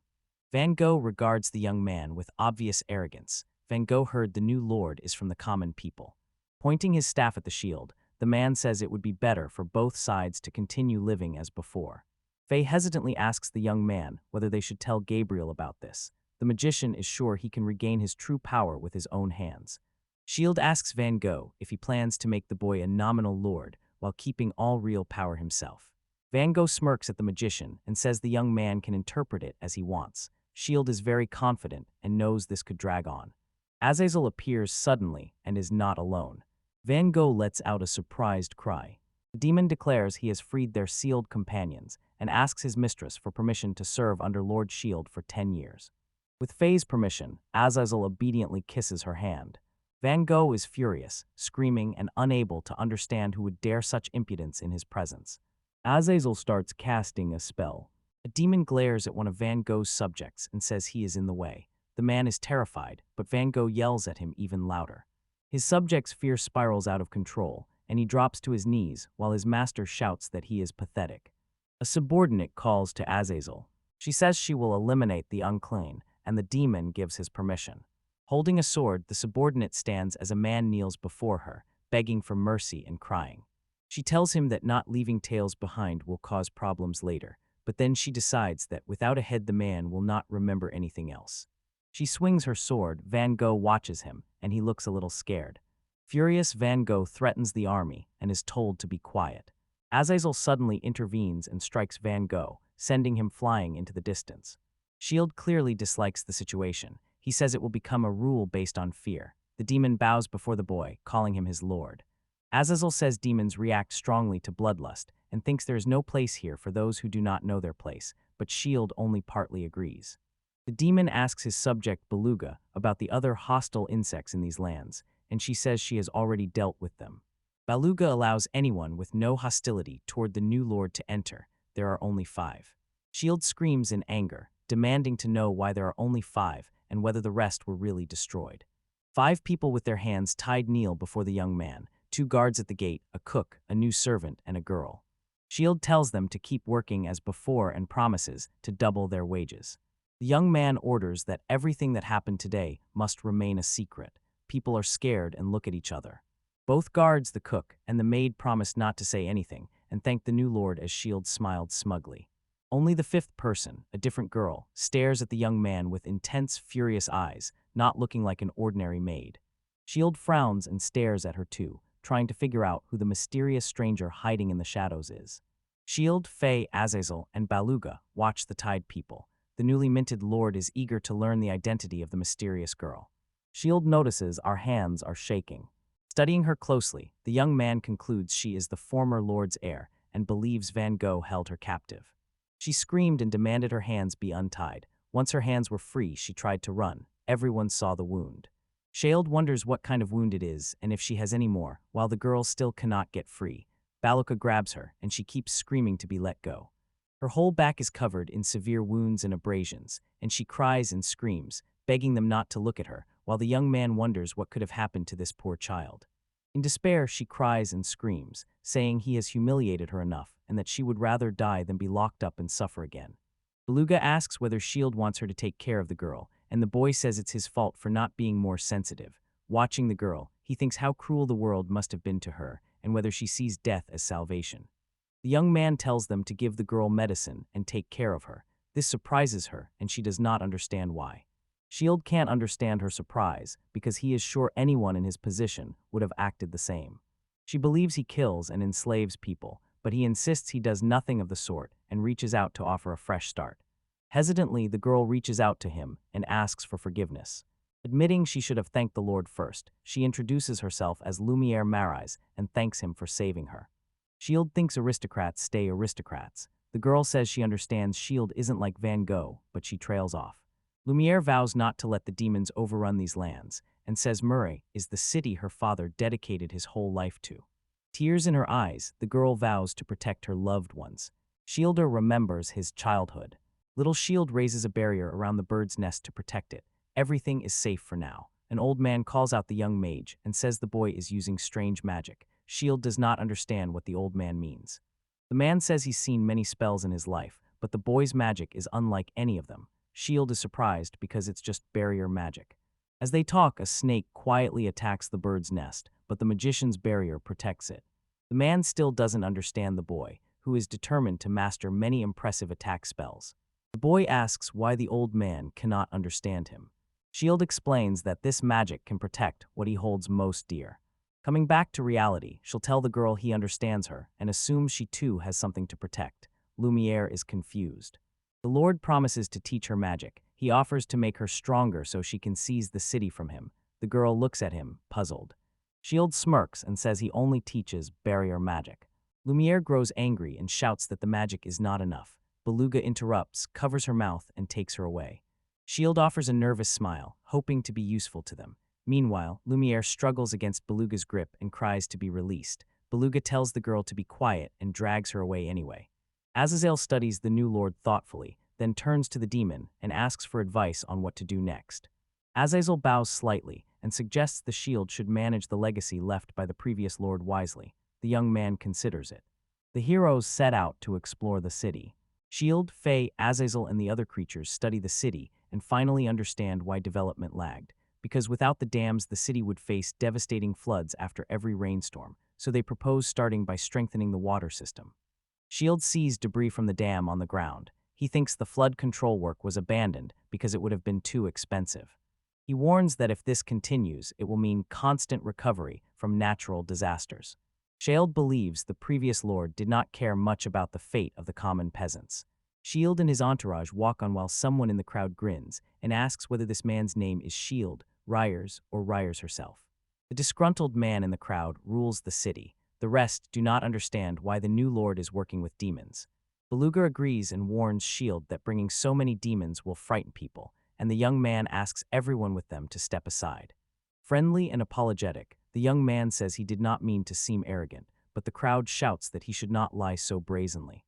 Shield says they did not come here to fight, but to strengthen the flood defenses. The city manager grows nervous and doubts they will actually strengthen the flood protection system, since if they did they could no longer use it as a pretext to collect excessive taxes. The man asks whether the others believe this. Without warning, Beluga attacks and beheads him. The crowd is terrified, and another man shouts that she would not dare touch his older brother. Beluga says anyone who has something to say should come forward. Shield watches the scene and knows that no matter how many times he has seen her, her power is terrifying. Fighting her is not something he wants. The peasants are terrified, some scream, others cry. Shield scolds Beluga. He refuses to let him rule by fear, since that's not what he wants. He decides it's better to show rather than just explain. Someone asks the magician what he means. A young man begins to cast a spell. The peasants watch in surprise. Shield keeps building his barrier. Before anyone can speak, the magician says the barrier will last 3 years. A man asks about the barrier, saying it's just a thin, transparent screen, and others tell him to shut up or he might lose his head too. Shield tells the peasants everything is fine. Shield invites the villagers to test him for themselves. The people look at their new lord in surprise. With the townspeople assembled, the start of the tournament to destroy the lord's barrier is announced. This test has simple rules. The winner is whoever deals the most damage to the barrier the lord himself built. Shield watches the events with interest. The winner is guaranteed a special prize. Whoever performs best on the test will receive a specially crafted set of equipment imbued with the lord's barrier magic, plus a place in the regular army and excellent benefits. Villagers whisper that the new lord uses only barrier magic and argue about why it's given so much importance. Even with the tournament underway, people are still arguing. One villager says this is more than a barrier spell because it surrounds the kingdom of Helena. Another villager says the magic is fake. The host calls for silence. The peasants may attack as much as they like for 10 minutes. The tournament is now open. Excitement builds as people attack the barrier in many ways, using weapons and hand-to-hand combat. Even the city's most famous adventurers join the test. Townspeople are sure they can easily destroy that barrier. As everyone struggles to win, she watches it all with a smirk. Participants stare at the barrier, amazed there isn't a scratch, while spectators cheer them on and shout there's still plenty of time, but only 5 seconds remain. The countdown continues while people keep trying to break the barrier. 5, 4, 3, 2, 1. The test is coming to an end. The participants were exhausted, yet nothing had changed, and the barrier stayed as flawless as before. People now suggest there may be no winner in this tournament. The host calls on Lord Shield to announce the verdict. The magician steps up to the barrier, lays his hand on it, and tests it before announcing the results. Shield found the most effective attack. The host is ready to announce the results. Here is the winner. Number 24 is named the winner. The magician applauds and congratulates him. Blueget can't see the point of a tournament where no one gets hurt. Shield says the test was done to assess the inhabitants' abilities. He tells Beluga that recruitment will start soon in any case, and the goal will be met. The Lord says comrades should help one another, but Beluga is confused by that phrase. The demoness tells Shield she once thought he was useless and couldn't do anything, but she has changed her mind. The magician wondered what impression he was making. Beluga said she might not have been lying when she said she had thought about it a little. The Lord heard and asked what she had said, but she remained silent. A demon suddenly appears and says there are guests in the mansion. Shield asks again because he is confused. Confused by Gabriel's visit, the Lord hears a demon whisper something into the young man's ear and listens closely. After hearing the subject, Shield warns that trouble will begin. The maids greet their lord and ask him to go ahead. Faye follows him. When the girl asks Yield if he knows who the visitor is, they say the visitor is powerful, so the magician assumes it could be Olivier, the man called the strongest court magician. Preparing to enter, the heroes spot Olivier. They open the doors expecting to see the girl, but find someone else. Mr. Gaymag is standing in the hall. She nervously asks what he's doing here, but Faye is completely unperturbed again, and she admits she expected a nice girl but instead sees a bald man. Gaymag replies sharply that he wants to know that too. He's arrogant. The man says a great magician like him isn't worth the bother of a small task like delivering the shield. The young man asks the magician again. Gama says the order came from the same politically astute captain of the knights. The young man does not understand why this is happening since he was expelled. The court magician says he knows nothing and personally doesn't care about Helena's barrier, but he assumes the top brass think differently and need it. Shield considers the situation and believes only the king can contradict the captain of the knights, while the young man thinks the king probably had no role in his expulsion. The Lord tells Game Age that, although he does not know everything, he does not intend to return to Helena, and warns the mage that any attempt to seize him by force will be met with no mercy. Amused, the court magician grinned and asked Shield whether the young man was serious about fighting him. The game continues to mock the Lord. He smirks at the boy, who only knows how to raise barriers. The mage is ordered to bring the shield to life. The magician starts a duel with the witch, claiming she doesn't even know what real magic is. The bright light blinds the young man, so he cannot open his eyes. Even his barrier cannot protect him from that light, and he knows it. Shield steadies himself. It's only light, and his barrier magic won't work because it's not an attack and the barrier isn't just a reflection. Game Age attacks again. Lord raises a barrier to detect magic and pinpoints the attack's direction. The barrier was so strong it threw the court magician to the other side. Dust is everywhere, but I finally made out something that isn't the barrier after all. Game Mage asks Faye if she did it. Faye replies it would be foolish to just sit and watch, and she's hungry. Shield lowers her head sadly. The Lord is upset and realizes it meant nothing to Faith, but it was still cool. The game's age is still imprinted on the wall. She will ask her whether the mage is okay and still alive. The mage starts moving his hands, and the Lord is now sure the game mage is alive. Furious, Gamag shouts this won't be the end, and many still want to get to the shield. Trying to intimidate the young man, the magician says he is a cutie compared to the others. She thinks that means Olivier will appear soon.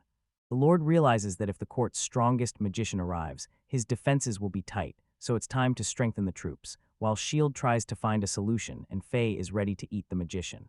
Azazel steps into the hall. Carrying a lot of food, Azazel is distracted by the room's appearance. After the attack, the demon realizes Faze did it, but Faze has no time for that and takes the food from her subject to eat faster. Eyeing the defeated man, the demon asks whether he is an enemy, and when this is confirmed, Azazel moves to collect the trash, but the shield distracts him and says they must speed up troop reinforcements. The demon says recruitment for the regular army is ending and asks the Lord to entrust it to him. A crowd is gathering in front of the mansion. A confident demoness with a sword appears on the field. Mocking them, the demoness cheerfully announces their loss. Those around her see she has the same illness. Rumors say the army is recruiting, and candidates are fighting for the Knight Squad captain's post as the final duel begins, while others speak of Caprice, the demon's strongest duelist. Only one person remains. She looks at him excitedly and asks his name. Oliver is shaking all over, and the demoness notices and laughs. Shield studies the man, and in the Lord's eyes he seems weak, so the mage doubts the young man's ability to handle it. On the other hand, since this is the final, he also made it here, which means he has already passed every stage leading up to it.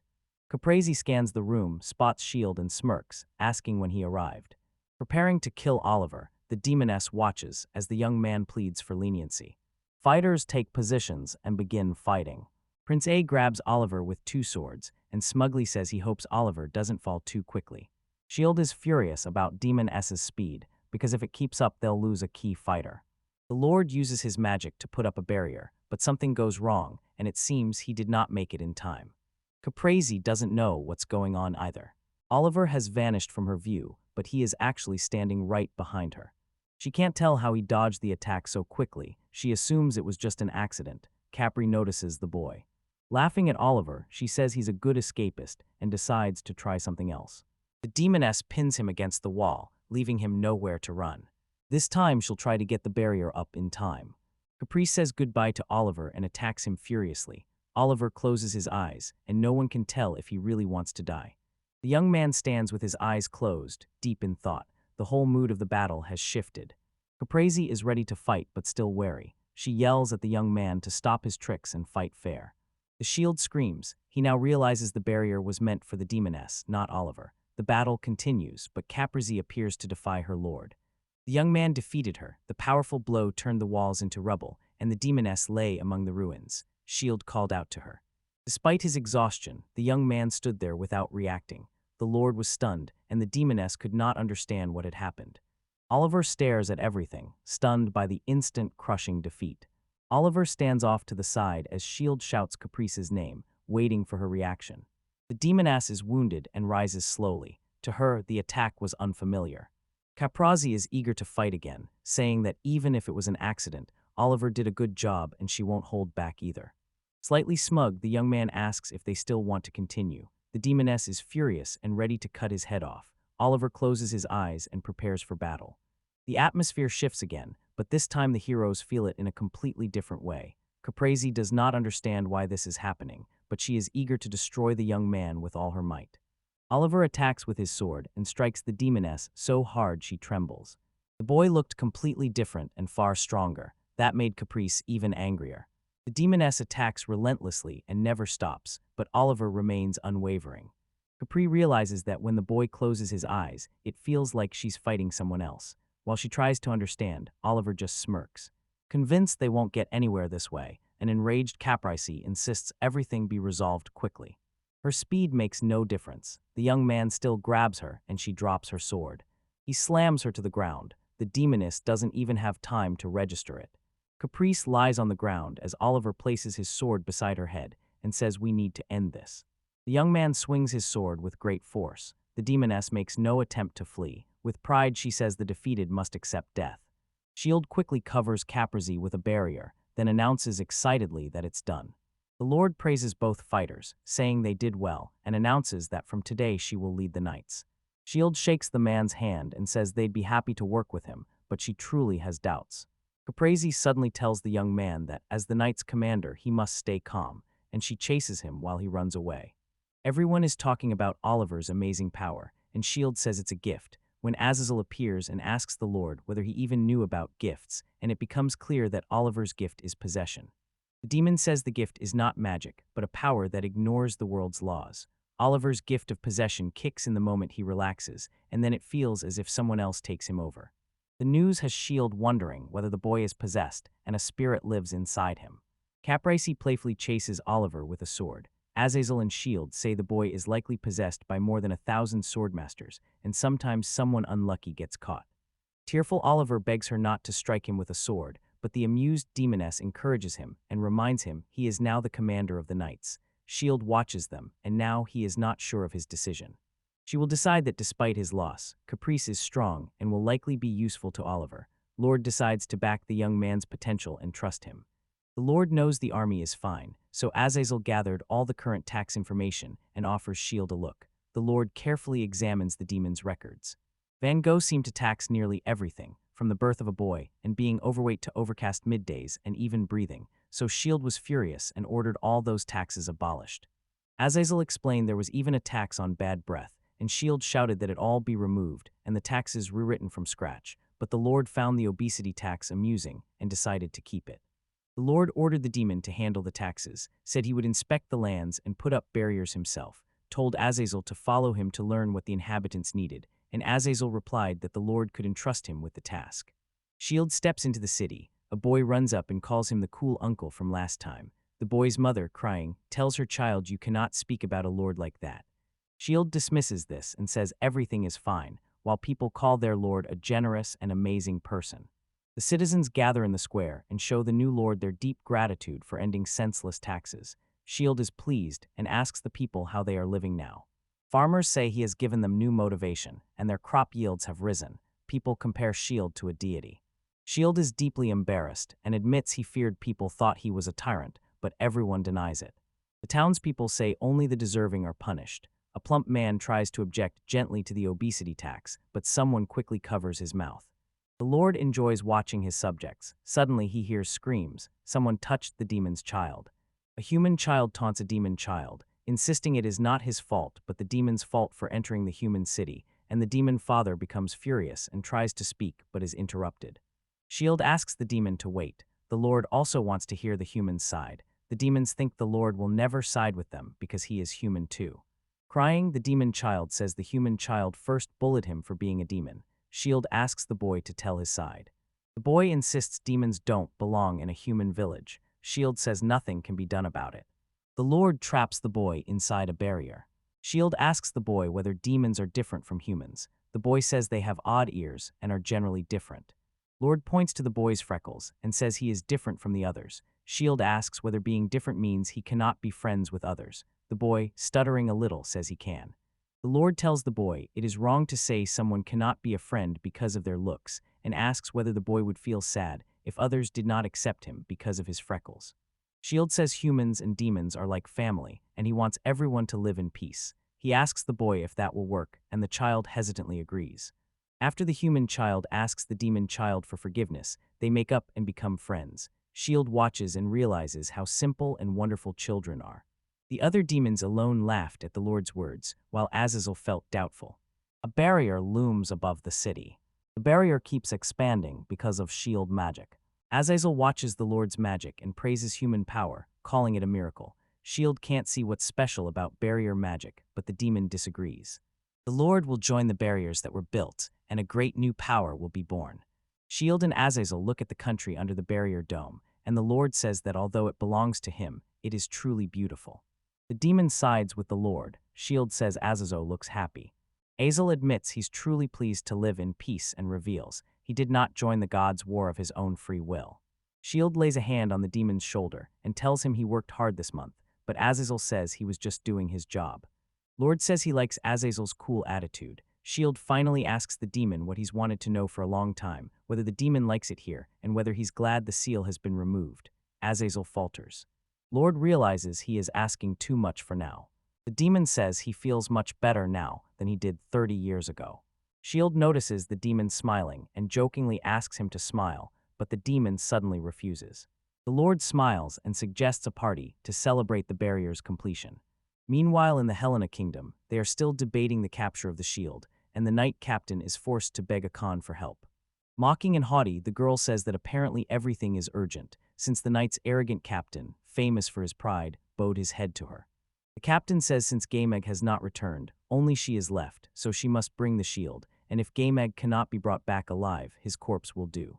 Akin accepts the captain's offer as a great chance to learn shield magic, and warns she won't follow orders and will do as she wants, saying she's looking forward to it. A dark-haired girl walks down the corridor, spots Akin and wonders why she is there. Outraged by the captain's decision, the girl objects because the chosen magician is an uncontrollable egoist who ignores everything. The captain grows furious and asks the girl what she can do on her own. She replies that if he gives her 2 knights to accompany her, she will handle everything herself. In a measured voice, she talks about having a weapon. Olivier still isn't sure it really takes a whole month to reach Meyer. Completely lost, the girl is very angry because she is sure she didn't lose her way and still can't get there. A huge, terrifying monster suddenly appears in front of her. Olivier defeats it easily. An old man appears and tells her she defeated the monster that had been tormenting his village for years and calls her a goddess. An old man begs Olivier to stay with them in the village for at least 1 day. The girl says she's very busy and can only stay 1 day. He thanks her very much. They're being called out. Suddenly, Olivier is seated on a throne while people worship her, utterly clueless about what's going on. The villagers see the girl as a goddess who saved the village, but Olivier grows angry and says she has no time for such things. Suddenly, the girl springs up and leaves, saying she will shield them. The villagers worry she means to abandon them. She senses magic but does not understand it. Azazel appears suddenly and asks who said the name shield. The demon asks who she is and says rumor has it a riot is brewing here and some upstart is playing queen, even claiming a throne, which means she took her game too seriously. Olivier doesn't understand Azazel and says anyone who threatens the Lord will disappear. Then the girl asks the demon a follow-up question to find out who he is. Azazel directs his magic at her, lightly touches her hair that is already starting to rot, and Olivier finds the magic unfamiliar. The demon explains its decomposition magic, but hadn't expected the girl to react so quickly and now notices her abilities. Olivia says she needs to meet Shield again, and Azazel notices she keeps repeating the name. The demon asks whether the girl will refuse to give up her rebellion while she lives. Olivier doesn't understand and asks him to repeat himself. Azazel wants to send the girl to hell, but Olivier insists on waiting because striking here would harm the village. Olivia flees while a demon follows, warning that only death awaits her if she runs, but she firmly decides she must leave the village first. She knows it's too hard to capture the magic of decay, so she must find the right moment and break through.